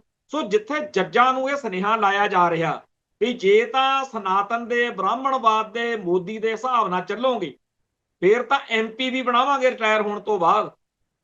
ਆ ਪਿੱਛੇ ਜੇ ਪਿਆ ਨਾ ਰੌਲਾ 15 ਦਿਨ ਪਹਿਲਾਂ, ਜਿਹੜੇ ਜੱਜ ਨੇ ਚੰਦਰਚੂੜ ਸਿੰਘ ਨੇ ਉਹ ਦਿੱਤਾ ਸੀਗਾ ਫੈਸਲਾ ਬਾਬਰੀ ਮਸਜਿਦ ਵਾਲਾ, ਉਹਦਾ ਪਿਆ ਨਾ ਰਫੜ, ਉਹ ਹੋ ਗਿਆ ਨਾ ਬਿਲਕੁਲ ਨੰਗਾ ਕਿ ਉਹਨੇ ਕਿਸ ਤਰੀਕੇ ਨਾਲ ਸਨਾਤਨ ਦੀ ਸੇਵਾ ਕੀਤੀ ਹੈ। ਸੋ ਜਿਹੜੇ ਜੱਜ ਇਹ ਇਸ ਮੁਲਕ ਦੇ ਵਿੱਚ ਮੱਤ ਦਿੱਤੀ ਜਾ ਰਹੀ ਹੈ ਜੱਜਾਂ ਨੂੰ ਕਿ ਜੱਜ ਸਾਹਿਬਾਨ ਜੇ ਤਾਂ ਤੁਸੀਂ ਬ੍ਰਾਹਮਣਵਾਦ ਦੇ ਹਿਸਾਬ ਨਾਲ ਫੈਸਲੇ ਕਰੋਗੇ ਨਜ਼ਾਰੇ, ਪਰ ਜੇਕਰ ਤੁਸੀਂ ਸਹੀ ਕਾਨੂੰਨ ਅਨੁਸਾਰ ਫੈਸਲੇ ਕਰਨੇ ਚਾਹੇ ਫੇਰ ਤੁਹਾਡੇ ਜੁੱਤੀਆਂ ਪੈਣਗੀਆਂ, ਫਿਰ ਬਦਲੀਆਂ ਕਰ ਕਰਕੇ ਤੁਹਾਡੀ ਹੇਠੀ ਕਰਾਂਗੇ, ਤੁਹਾਨੂੰ ਭਜਾਈ ਫਿਰਾਂਗੇ, ਤੁਹਾਨੂੰ ਤੰਗ ਕਰਾਂਗੇ। ਜੇਕਰ ਤੁਸੀਂ ਸਾਡੇ ਹਿਸਾਬ ਨਾਲ ਚੱਲਦੇ ਹੋ ਤੇ ਚਾਹੇ ਅਰਬਾਂ ਖਰਬਾਂ ਇਕੱਠੇ ਕਰ ਲਓ। ਪਿੱਛੇ ਜੇ ਇੱਕ ਦਿੱਲੀ 'ਚ ਜੱਜ ਦੇ ਘਰੋਂ ਬੜੇ ਪੈਸੇ ਫੜੇ ਗਏ, ਸੁਣਿਆ ਕਦੇ ਵੀ ਉਹਦਾ ਕੀ ਬਣਿਆ। ਇਹ ਮੁਲਕ ਜਿਹੜਾ ਹੈ ਇੱਥੇ ਬਸ ਮੌਜਾਂ ਹੀ ਮੌਜਾਂ ਨੇ ਜੇ ਤੁਸੀਂ ਬ੍ਰਾਹਮਣਵਾਦ ਦੇ ਹਿਸਾਬ ਨਾਲ ਚੱਲਦੇ। ਆ ਪਿਛਲੇ ਦਿਨਾਂ ਦੇ ਵਿੱਚ ਵਾਂਗਚੁੱਕ ਦੀ ਗ੍ਰਿਫਤਾਰੀ ਹੋਈ ਸੀ ਲਦਾਖ ਦੇ ਇਸ ਪਾਸੇ, ਬੜੀ ਉਦੋਂ ਗਹਿਮਾ ਗਹਿਮੀ ਦੀਆਂ ਖਬਰਾਂ ਆਈਆਂ ਸੀ, ਐਂ ਲੱਗਦਾ ਸੀ ਵੀ ਇਨਕਲਾਬ ਆ ਗਿਆ। ਅੱਜ ਕਿਸੇ ਨੂੰ ਚੇਤੇ ਆ ਵੀ ਵਾਂਗਚੁੱਕ ਦਾ ਕੀ ਬਣਿਆ। ਇਸ ਮੁਲਕ ਦੇ ਮੀਡੀਆ ਨੂੰ ਹਦਾਇਤ ਹੋ ਚੁੱਕੀ ਹੈ ਕਿ ਤੁਸੀਂ ਇਸ ਬੰਦੇ ਦਾ ਨਾਂ ਨਹੀਂ ਲੈਣਾ, ਅੱਖੋਂ ਪਰੇ ਜੱਗ ਮਰੇ। ਇਹ ਜਿਹੜੀ ਉਹਨਾਂ ਦੀ ਸਕੀਮ ਆ, ਇਹ ਜਿਹੜੀ ਪਲਾਨ ਆ ਕਿ ਮੀਡੀਆ 'ਚ ਕੀ ਦਿਖਾਉਣਾ ਕੀ ਨਹੀਂ ਦਿਖਾਉਣਾ, ਇਹਦਾ ਜਵਾਬ ਕੱਲਾ ਸੋਸ਼ਲ ਮੀਡੀਆ ਦੇ ਉੱਤੇ ਉਹਨਾਂ ਦੀ ਵਾਹ ਨਹੀਂ ਚੱਲਦੀ, ਭਾਵੇਂ ਉਹ ਕਸਰ ਕੋਈ ਨਹੀਂ ਛੱਡਦੇ। ਇਹਨਾਂ ਦਿਨਾਂ ਦੇ ਵਿੱਚ ਤਰਨ ਵਾਲੇ ਹਲਕੇ ਦੇ ਵਿੱਚ ਜਿਹੜੀ ਇਲੈਕਸ਼ਨ ਚੱਲ ਰਹੀ ਆ, ਉੱਥੇ ਵੀ ਪੂਰਾ ਜ਼ੋਰ ਲਾ ਕੇ ਦਰਸਾਇਆ ਜਾ ਰਿਹਾ ਕਿ ਭਾਈ ਮਨਦੀਪ ਸਿੰਘ, ਜਿਹੜਾ ਭਾਈ ਸੰਦੀਪ ਸਿੰਘ ਸਨੀ ਦਾ ਭਰਾ ਵਾ, ਉਹਦੇ ਕੋਈ ਖਾਸ ਹਵਾ ਨਹੀਂ ਹੈ। ਪਰ ਸੋਸ਼ਲ ਮੀਡੀਆ ਤੇ ਇਸ ਗੱਲ ਦਾ ਜਵਾਬ ਠੋਕ ਵਜਾ ਕੇ ਦਿੱਤਾ ਜਾ ਰਿਹਾ। ਜੇਕਰ ਕਿਸੇ ਨੇ ਇਹ ਕਿਹਾ ਕਿ ਲਓ ਜੀ ਪਹਿਲਾਂ ਤੁਸੀਂ ਇੱਥੇ MP ਬਣਾਇਆ ਸੀ ਅਮਰਤਪਾਲ, ਉਹ ਜੇਲ੍ਹ 'ਚ ਬੈਠਾ ਅਮਰਤਪਾਲ ਸਿੰਘ, ਤੇ ਉਹਦੇ ਕਰਕੇ ਇੱਥੇ ਜੀ ਇਲਾਕੇ 'ਚ ਵਿਕਾਸ ਨਹੀਂ ਹੋਇਆ, ਤੇ ਹੁਣ ਤੁਸੀਂ ਇਸ ਭਾਈ ਮਨਦੀਪ ਸਿੰਘ ਨੂੰ ਜੇ ਬਣਾਇਆ ਫਿਰ ਵਿਕਾਸ ਨਹੀਂ ਹੋਣਾ। ਲੋਕਾਂ ਨੇ ਸੋਸ਼ਲ ਮੀਡੀਆ ਤੇ ਧੁੱਖੀ ਕੱਢੀ ਪਈ ਆ ਬਈ ਜਿਹੜੇ ਬਾਕੀ MP ਹਲਕੇ ਨੇ ਉੱਥੇ ਤਾਂ ਫਿਰ ਬਹੁਤ ਤਰੱਕੀਆਂ ਹੋ ਗਈਆਂ ਹੋਣੀਆਂ, ਜਹਾਜ਼ ਉੱਡੇ ਫਿਰਦੇ ਆ ਪਿੰਡ ਪਿੰਡ। ਉਹ ਲੋਕਾਂ ਨੇ ਇਸ ਗੱਲ ਦਾ ਜਲੂਸ ਕੱਢਿਆ ਕਿ ਭਾਈ ਸਾਨੂੰ ਸੰਦੀਪ ਸਿੰਘ ਸਨੀ ਦਾ ਭਰਾ ਮਨਦੀਪ ਸਿੰਘ ਹੀ ਪਿਆਰਾ। ਦੇਖੋ ਅੱਜ ਤੱਕ ਆਪਣੇ ਚੋਂ ਕਿੰਨੇ ਕੁ ਬੰਦੇ ਆ ਜੀ ਜਿਨ੍ਹਾਂ ਨੇ ਭਾਈ ਸੰਦੀਪ ਸਿੰਘ ਸਨੀ ਦੇ ਵੱਡੇ ਵੱਡੇ ਲੈਕਚਰ ਸੁਣੇ ਹੋਣ? ਕੋਈ ਉਹਨੇ ਲੈਕਚਰ ਨਹੀਂ ਕੀਤੇ, ਨਾ ਉਹਦੀਆਂ ਚਿੱਠੀਆਂ ਆਈਆਂ ਨੇ ਜਿਵੇਂ ਭਾਈ ਬਲਵੰਤ ਸਿੰਘ ਰਾਜੋਆਣੇ ਦੀ ਚਿੱਠੀਆਂ ਆਉਂਦੀਆਂ ਨੇ ਸੀਗੀਆਂ। ਉਸ ਸ਼ਖਸ ਦੇ ਬਾਰੇ ਜਿੰਨੇ ਆਪਾਂ ਇਸ ਮੌਕੇ ਗੱਲ ਕਰ ਰਹੇ ਆ, ਸੱਜਣ ਜਿਹੜੇ ਮੈਨੂੰ ਸੁਣ ਰਹੇ ਨੇ, ਦਿਲ ਤੇ ਹੱਥ ਰੱਖ ਕੇ ਦੇਖੋ, ਆਪਾਂ ਕਦੇ ਉਹਨੂੰ ਬੋਲ, ਆਪਾਂ ਨੂੰ ਪਤਾ ਉਹਦੀ ਆਵਾਜ਼ ਕਿਹੋ ਜਿਹੀ ਆ? ਮੈਨੂੰ ਲੱਗਦਾ ਆਪਣੇ ਚੋਂ ਬਹੁਤਿਆਂ ਨੇ ਇੱਕੋ ਵਾਰੀ ਉਹਦੀ ਆਵਾਜ਼ ਸੁਣੀ ਆ, ਜਿੱਦਣ ਉਹਨੂੰ ਪੁਲਿਸ ਵਾਲੇ ਕੁੱਟਮਾਰ ਤੋਂ ਬਾਅਦ ਉੱਥੇ ਲੈ ਕੇ ਗਏ ਸੀ ਉਹਦਾ ਕਰਾਉਣ ਲਈ ਮੁਆਇਨਾ, ਤੇ ਉੱਥੇ ਉਹਨੇ ਬੋਲੇ ਸੋ ਨਿਹਾਲ ਕਿਹਾ ਸੀ। ਇਹ ਤੋਂ ਬਿਨਾ ਮੈਨੂੰ ਨਹੀਂ ਲੱਗਦਾ ਕਿਸੇ ਨੇ ਉਹਦੀ ਜ਼ਿਆਦਾ ਕਿਤੇ ਗੱਲ ਸੁਣੀ ਹੋਊ। ਪਰ ਜਿਹੜਾ ਉਹਨੇ ਐਕਸ਼ਨ ਕੀਤਾ ਸੂਬੇ ਬੁੱਚੜ ਵਾਲਾ ਤੇ ਸੂਰੀ ਵਾਲਾ, ਉਹਨੇ ਕਰੋੜਾਂ ਕਿਤਾਬਾਂ ਜਿੰਨਾ, ਕਰੋੜਾਂ ਲੈਕਚਰਾਂ ਜਿੰਨਾ ਉਹਨੇ ਕੰਮ ਕਰ, ਐਕਸ਼ਨ ਜਿਹੜਾ ਹੈਗਾ ਉਹਨੇ ਸਿਰੇ ਦਾ ਕੀਤਾ। ਇਵੇਂ ਹੀ ਅੱਜ ਜਦੋਂ ਭਾਈ ਮਨਦੀਪ ਸਿੰਘ ਦੇ ਹੱਕ ਵਿੱਚ ਲੋਕਾਂ ਨੇ ਵੋਟ ਪਾਉਣੀ ਹੈ, ਉਹਨਾਂ ਨੇ ਉਸ ਐਕਸ਼ਨ ਦੀ ਹਮਾਇਤ ਵਿੱਚ ਵੋਟ ਪਾਉਣੀ ਹੈ ਕਿ ਜਿਹੜੇ ਬੁੱਚੜ ਜਾਂ ਜਿਹੜਾ ਹਿੰਦੂ ਕੱਟੜਵਾਦ ਸਿੱਖਾਂ ਦੀ ਹੇਠੀ ਕਰਦਾ, ਅਸੀਂ ਉਹਦੇ ਖਿਲਾਫ ਆ। ਅਸੀਂ ਨਹੀਂ ਜਾਣਦੇ ਕਿ ਭਾਈ ਮਨਦੀਪ ਸਿੰਘ ਕੌਣ ਆ ਤੇ ਕਿਉਂ ਉਹਨੂੰ ਵੋਟ ਨਹੀਂ ਪਾਉਣੀ ਚਾਹੀਦੀ। ਸਾਨੂੰ ਤਾਂ ਇਹ ਪਤਾ ਕਿ ਉਹਨੂੰ ਪਾਉਣੀ ਚਾਹੀਦੀ ਆ, ਪਾਉਣੀ ਤਾਂ ਚਾਹੀਦੀ ਆ। ਉਹ ਕਿਹੜੀ ਪਾਰਟੀ ਵੱਲੋਂ ਖੜਾ, ਕੀ ਉਹ ਕਰ ਦੂ ਤੇ ਕੀ ਨਹੀਂ ਕਰ ਦੂ, ਬਾਕੀਆਂ ਨੇ ਕਿਹੜਾ ਇੱਥੇ ਤੋਪਾਂ ਚਲਾਤੀਆਂ ਜਿਹੜੀਆਂ ਉਹ ਚਲਾਉਣੋਂ ਰਹਿ ਜੂ, ਨਾ ਕਰੂ ਕੁਛ ਨਾ ਸਹੀ। ਪਰ ਭਾਈ ਮਨਦੀਪ ਸਿੰਘ ਦਾ ਹਾਰਨਾ ਪੰਜਾਬ ਦੀ ਅਣਖ ਨੂੰ, ਕੌਮ ਦੇ ਇਤਿਹਾਸ ਨੂੰ ਕਲੰਕਿਤ ਕਰਨ ਵਾਲੀ ਗੱਲ ਹੋ। ਤੋਂ ਇਸ ਗੱਲ ਦੇ ਉੱਤੇ ਤਰਨਤਾਰਨ ਹਲਕੇ ਦੇ ਵਿੱਚ ਬਹੁਤ ਸੁਚੱਜੇ ਤਰੀਕੇ ਨਾਲ, ਖਾਸ ਤੌਰ ਤੇ ਨੌਜਵਾਨ ਵਰਗ ਜਿਹੜਾ ਹੈਗਾ ਉਹ ਪੂਰੀ ਤਰ੍ਹਾਂ ਉੱਥੇ ਸਰਗਰਮ। ਤੋਂ ਅੱਜ ਇੱਕ ਜਿਹੜਾ ਜ਼ਰੂਰੀ ਹੋਰ ਮਸਲਾ ਉਹਦੇ ਬਾਰੇ ਗੱਲ ਕਰਕੇ ਆਪਾਂ ਅੱਗੇ ਵਧਣਾ ਹੈ, ਉਹ ਇਹ ਆ ਕਿ ਤਾਮਿਲਨਾਡੂ ਦਾ ਜਿਹੜਾ ਮੁੱਖ ਮੰਤਰੀ ਆ MK ਸਟਾਲਨ, ਉਹਨੇ ਉਹਨਾਂ ਸਾਰਿਆਂ ਲਈ ਫੇਰ ਬਿਰਤਾ ਖੜੀ ਕਰਤੀ ਜਿਹੜੇ ਇੱਥੇ ਪੰਜਾਬ ਦੇ ਵਿੱਚ ਪਿਛਲੇ ਦਿਨੀ ਜਦੋਂ ਪ੍ਰਵਾਸੀ ਮਜ਼ਦੂਰਾਂ ਵਾਲਾ ਮਸਲਾ ਉੱਭਰਿਆ ਸੀ, ਉਦੋਂ ਲੇਰਾ ਮਾਰਦੇ ਸੀ ਕਿ ਜੀ ਬਾਹਰਲੇ ਮੁਲਕਾਂ ਦੇ ਵਿੱਚ ਔਖਾ ਹੋ ਜੂ, ਪੰਜਾਬ ਤੋਂ ਬਾਹਰਲੇ ਸੂਬਿਆਂ 'ਚ ਔਖਾ ਹੋ ਜੂ ਪੰਜਾਬੀਆਂ ਦਾ।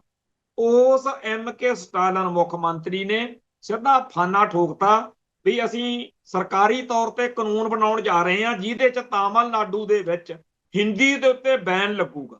ਹਿੰਦੀ ਦੀ ਕੋਈ ਫਿਲਮ ਨਹੀਂ ਚੱਲ ਸਕਦੀ, ਹਿੰਦੀ ਦੀ ਕੋਈ ਕਿਤਾਬ ਨਹੀਂ ਰੱਖੂ, ਹਿੰਦੀ ਦਾ ਕੋਈ ਉੱਤੇ ਬੋਰਡ ਦੇ ਉੱਤੇ ਹੋਰਡਿੰਗ ਨਹੀਂ ਲੱਗੂ। ਇੱਥੇ ਤਾਮਿਲ ਬੋਲੀ ਤੇ ਅੰਗਰੇਜ਼ੀ ਸਿਰਫ ਦੋ ਬੋਲੀਆਂ ਜਿਹੜੀਆਂ ਨੇ, ਇਸ ਤਰੀਕੇ ਨਾਲ ਹੀ ਸਾਰਾ ਮੁਲਕ, ਸਾਡਾ ਸੂਬਾ ਚੱਲੂ। ਹੁਣ ਜਿਹੜੇ ਇੱਥੇ ਸਾਨੂੰ ਮਤਾਂ ਦਿੰਦੇ ਹੁੰਦੇ ਨੇ ਉਹ ਦੱਸਣ ਕਿ ਪੰਜਾਬ ਦੇ ਵਿੱਚ ਤਾਂ ਪੰਜਾਬੀ ਬੋਲਣ ਤੇ ਜਿਵੇਂ ਬੈਨ ਲੱਗਿਆ ਹੋਵੇ, ਇੱਥੇ ਜੇ ਬਾਜ਼ਾਰਾਂ 'ਚ ਜਾਓ ਹਿੰਦੀ ਬੋਲਣੀ ਪੈਂਦੀ ਆ, ਘਰਾਂ 'ਚ ਸਾਨੂੰ ਹਿੰਦੀ ਬੋਲਣੀ ਪੈਂਦੀ ਆ।